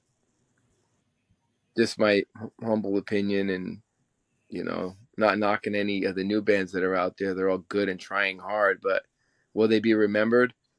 Uh, I don't know. How do you No feel votes about? for Greta Van Fleet. Oh, Greta. Greta Van Fleet. Well, I mean, I respect what they were doing. I know you're a fan, so but it sounded too much like Zeppelin, which was good for kids to get into it. And It's and I funny, Joe. I thought they were a parody. Like I was like, what is this? Is this a parody of? Is he making fun of like Plant's vocal style? But then it's funny. I discovered they're an actual band, and I was like, okay, that's kind of cool, I guess. I mean, you could say that about other bands that try to sound like Zeppelin. Like you remember Kingdom Come, Joe, from the '90s?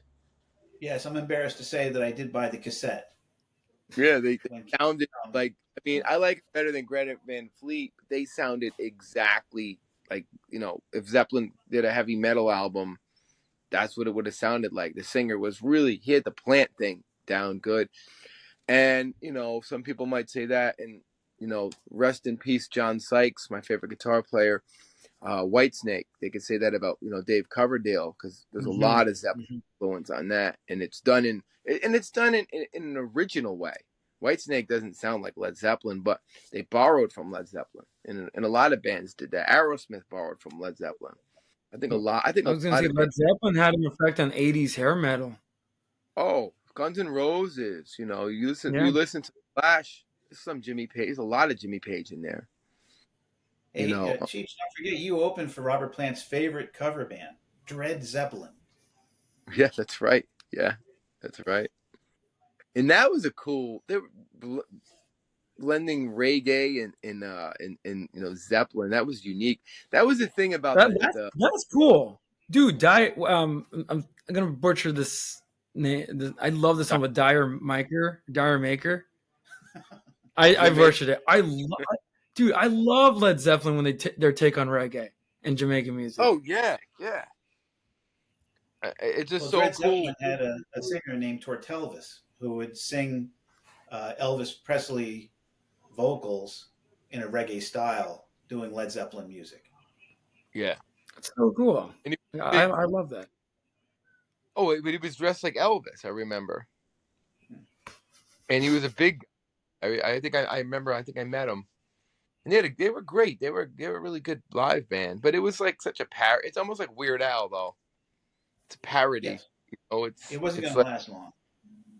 No, you can't pick a. I mean, they could. I'm sure they're out there playing now, but like Weird Al, I think Weird Al's a genius for what he did. I think it's really cool. But are you gonna really? Are we gonna do a show about Weird Al? I don't think so.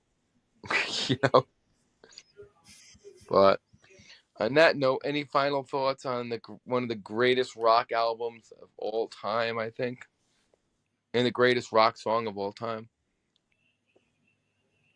Go ahead, Joe. It was just a lot of fun to do this. Yeah. Down. And the music is still being kept alive. Robert Plant is touring quite often, and it's not unusual to hear him do 4 songs from this album. He doesn't do Stairway. We all know that. But he loves going to California, which might be, I think someone did one of those set list calculations. He has performed Going to California more times than any other song that he's done, between Zeppelin and his solo career. Really? Yeah, and he'll do Battle of Evermore. They do rock and roll. Yeah.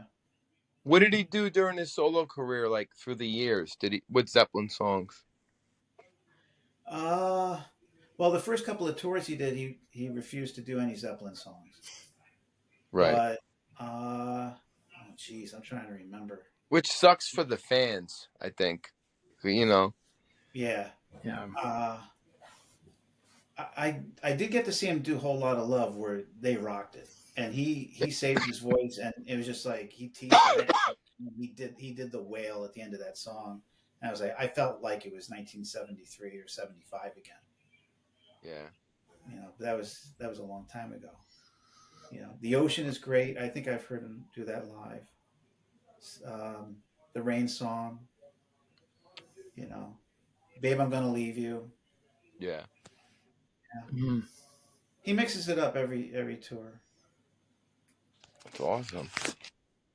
And did Page do any Zeppelin with the Firm? No, I don't think so. I don't really know. Yeah, they used the lasers that they had the lasers in 1977, the laser pyramid, which was for Dazed and Confused, and he did do a bow sequence. Yeah. Firm, but it wasn't really a Zepp song. He did it differently.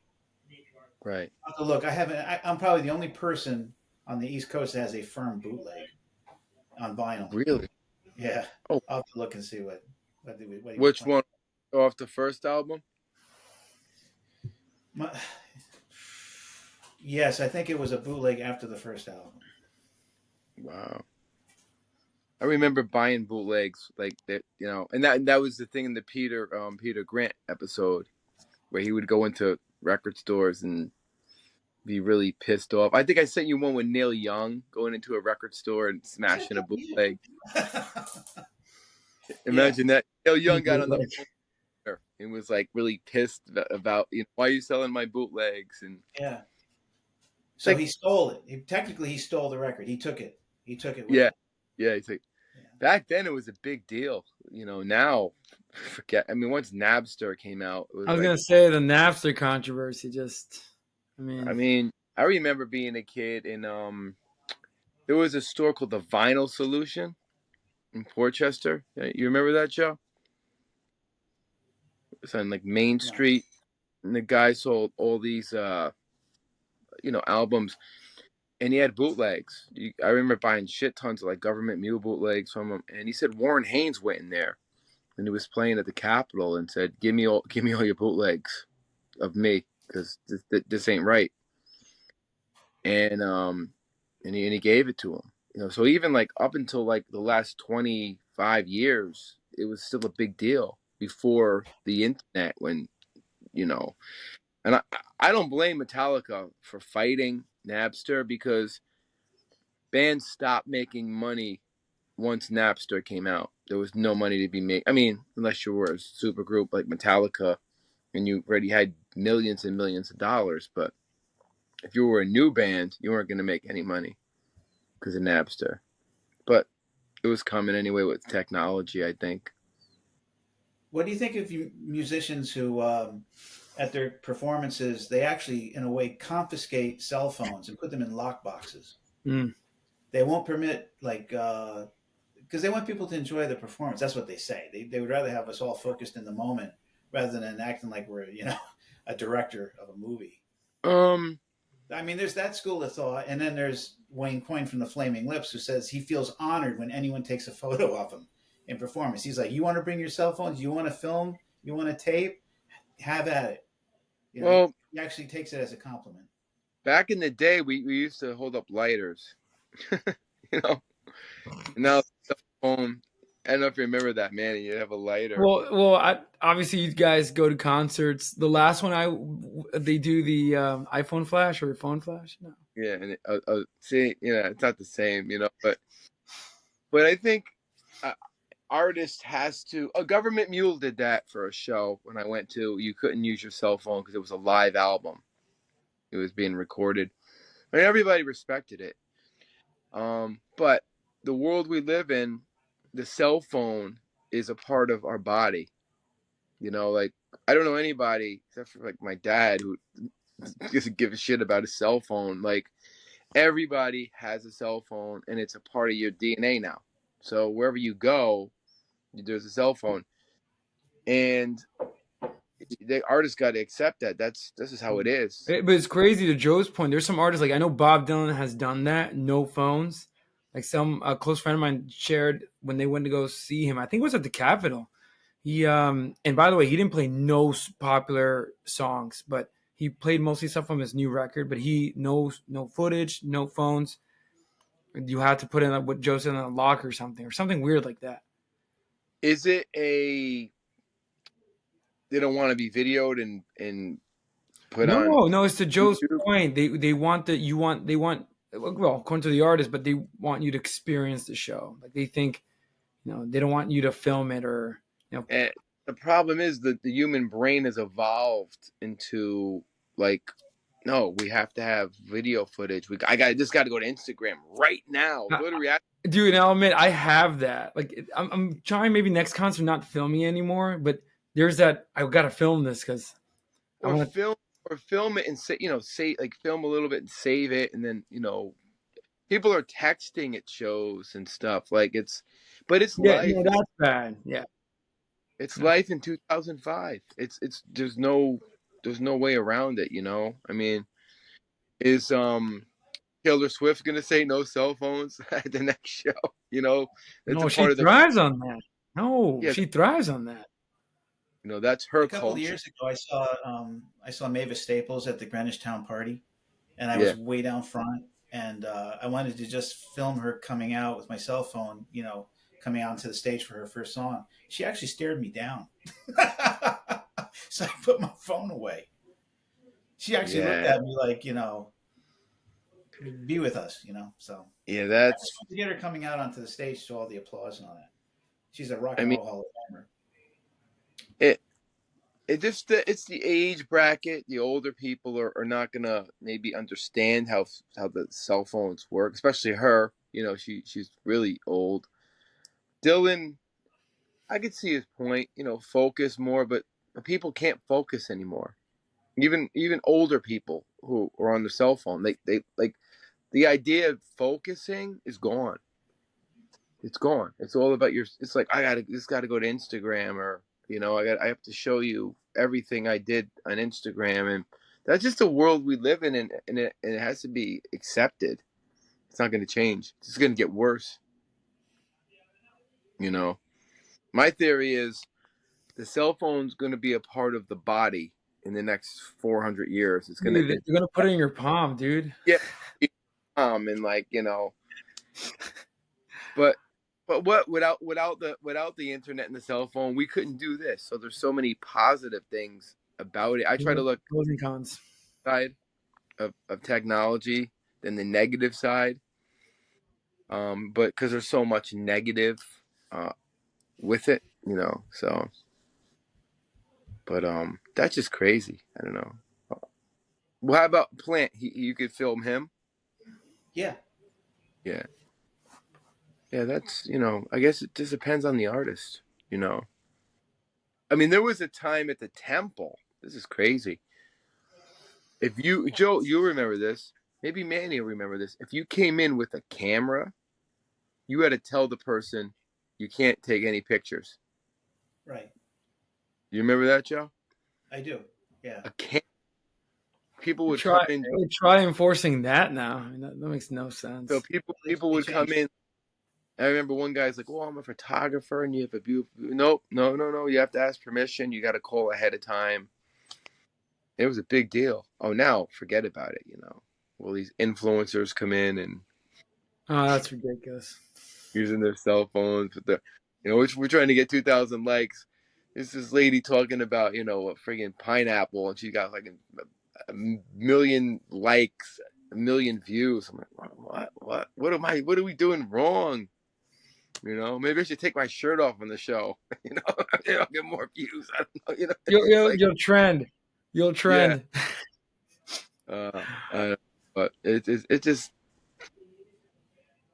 People will be like, "Ugh, that's ugly," But like, I don't know, man. I don't understand influencers are cool if it's like something positive, I think. But everyone has their view of what positive is. No, but the problem is influencers are mostly negative. That's how they're influencers. Yeah. I mean, I don't know much about it. Like, I mean, I guess if you're an influencer and you're doing a guitar pedal thing and is that an influencer? So I'm playing this guitar pedal. No, so what is an influencer? I don't even know. That's how ignorant I am about. Just for the sake of time, I think we'll tackle this in the next episode. Yeah, I know, but anyway, yeah, we're probably at that Mrs. Doubtfire. We probably hit 2 hours anyway. We did. So I guess it's a good place to, yeah, hopefully not leave on a negative note. Yeah. So, all right, Joe, thank you once again. Thank you, Joe. We'll work on what's the next one? Houses of the Holy, because we want to do every Zeppelin. Me and Manny talked. We're doing every Rush album. And Zeppelin only has 3 more after this. You don't count Coda. Physical, Houses of the Holy, Presence, and Into the Outdoor. Only 4 more. But Cheech and John, I don't know if you would agree, we should do an episode on Coda because that album is so controversial because it's definitely considered one of their worst by whatever fans or critics. But I think definitely do a. If you two, I don't know if you two agree with that. If Coda is their worst. Well, I mean, I consider it. I mean, it's a Zeppelin album. It's after they broke up, but I would do Coda. We're Gonna Groove. Love that song. I think it ranks higher than Into the Outdoor. Coda? Yeah. Really? I think so. That's what we have to talk about. There were more hits Into the Outdoor. Live cuts on it, and then but the outtakes were like from the Zeppelin IV era, some of them, or from the Presence era. But when you think there was more hits on Into the Outdoor, like All of My Love and Fool in the Rain, than on Coda? All right, you give a good argument. See, that's why we got to have an episode on that. See, because I'll be honest with you, I've never gave it a chance, so maybe I'll give it a chance to see what's up. Are we going to skip The Song Remains the Same movie soundtrack? Yes, skip it. No. What we do with live albums is we do a brief summary of them when they come out. We haven't done that though. Well, we did like all the Rush live albums. We touched upon like All the World is Stage and Exit Stage Left, but like to break down a live album to me doesn't make much sense because you could talk about where it was recorded, how many shows they did, and what shows were taken for the recorded album. Right. Did they fake it in the studio and do overdubs? I don't know if Zeppelin did that, and Song made the Yes. same. Yes. They did. Oh, yes. You know We what could they talk called about it? The that. world's most expensive home. It's so funny. You can I Yeah. mean, come on. They put a wig on John Paul Jones. The guys were Wait. given instructions to always wear the same stage clothes for the 3 nights in a row at the Garden. They didn't. They Yeah. had to reshoot it at Paul Shepherd Jones and is wearing a wig. He's wearing a wig. Yeah. Yeah, because he had cut his hair Okay, short. so go guys. I think we should definitely talk about this album. Give it its own episode because I did not know that. It's actually crazy, and that's the Peter, I one. had much time on it. I always wondered about his hair. I was like, his hair Yeah, looks because it like looked a little weird, right? It looked a little kind of too looked groomed. like when I was a little kid. There was a shoe company, Buster Brown. Yeah. He looked like Buster Brown. Like a page boy type of, I Yeah, don't know. There's a name for the haircut. because I wondered why the fuck did he cut his hair like that? They were But it trying was they were trying to match the length to what they had shot previously. oh my I'd like to know if they've ended up making money on it because they refused to like put it in the trash bin. It was very popular on the midnight movie circuit. Oh, I think so. Always I mean, Rocky Horror Picture Show, things like that. the movie or the live album you're talking about? The movie? The movie. I think it probably made money because it's like The Wall. Mm-hmm. It's a trendy thing to do for certain make movies. I mean I can't think of like the band, The Last Waltz. Pink Floyd did a bunch. Led Zeppelin. Because it is a movie because there's actually movie clips in it. Makes it a movie. I can't really think of any off the top of my head any other band did The a best movie. one to stop making sense with the Talking Heads. Talking Heads did really well. Yeah, that's considered one of the perfect ones. Yeah, but on that note, this was a lot of fun. Yeah, and we'll do Houses of the Holy, and we'll just keep going, and we'll take it to Coda. We'll take it to Coda, and Song remains the same because we got the goal. The goal was with Rush, and we're trying to slow down on Rush. No, and I will say, by the way, Joe, you'll probably appreciate this. The Led Zeppelin videos are probably they reach a lot of views fast, like high views. So Yeah. I know if you look at our views when we release 2, we quickly hit like 300 already. Yeah, I think people want to hear, about It's a Led Zeppelin movie, by the way, coming out. Yeah. So I think that hopefully that they'll get people listening and watching our video. Yeah, it's interesting that the surviving members of Zeppelin have not commented on this film, but they gave their consent to it and took part in the interviews. Oh, they did. They're in it. They have not It's going to open next month. Yeah, I think it's even might even be on IMAX. No, it is on IMAX. And Cheech, have you seen the trailer? No, I don't think Joe sent it. I think, but I can send it. Take a look at it. It's interesting. Wow. Probably go back to the Yardbirds and all the the beginning and stuff. Band of Joy. It'd be awesome. Becoming Led Zeppelin. So, awesome. But yeah. And thank you, Bo. Thank you, Joe, for coming on. I think this was an awesome show. It was a hard one. This was a hard one to dissect. We did it. We did it. And Joe, thanks for the prop. The props are awesome. Yeah, we need that. Yeah, very easy. We needed it for the symbols and then for the cover. It makes so much sense so people can understand the analogy.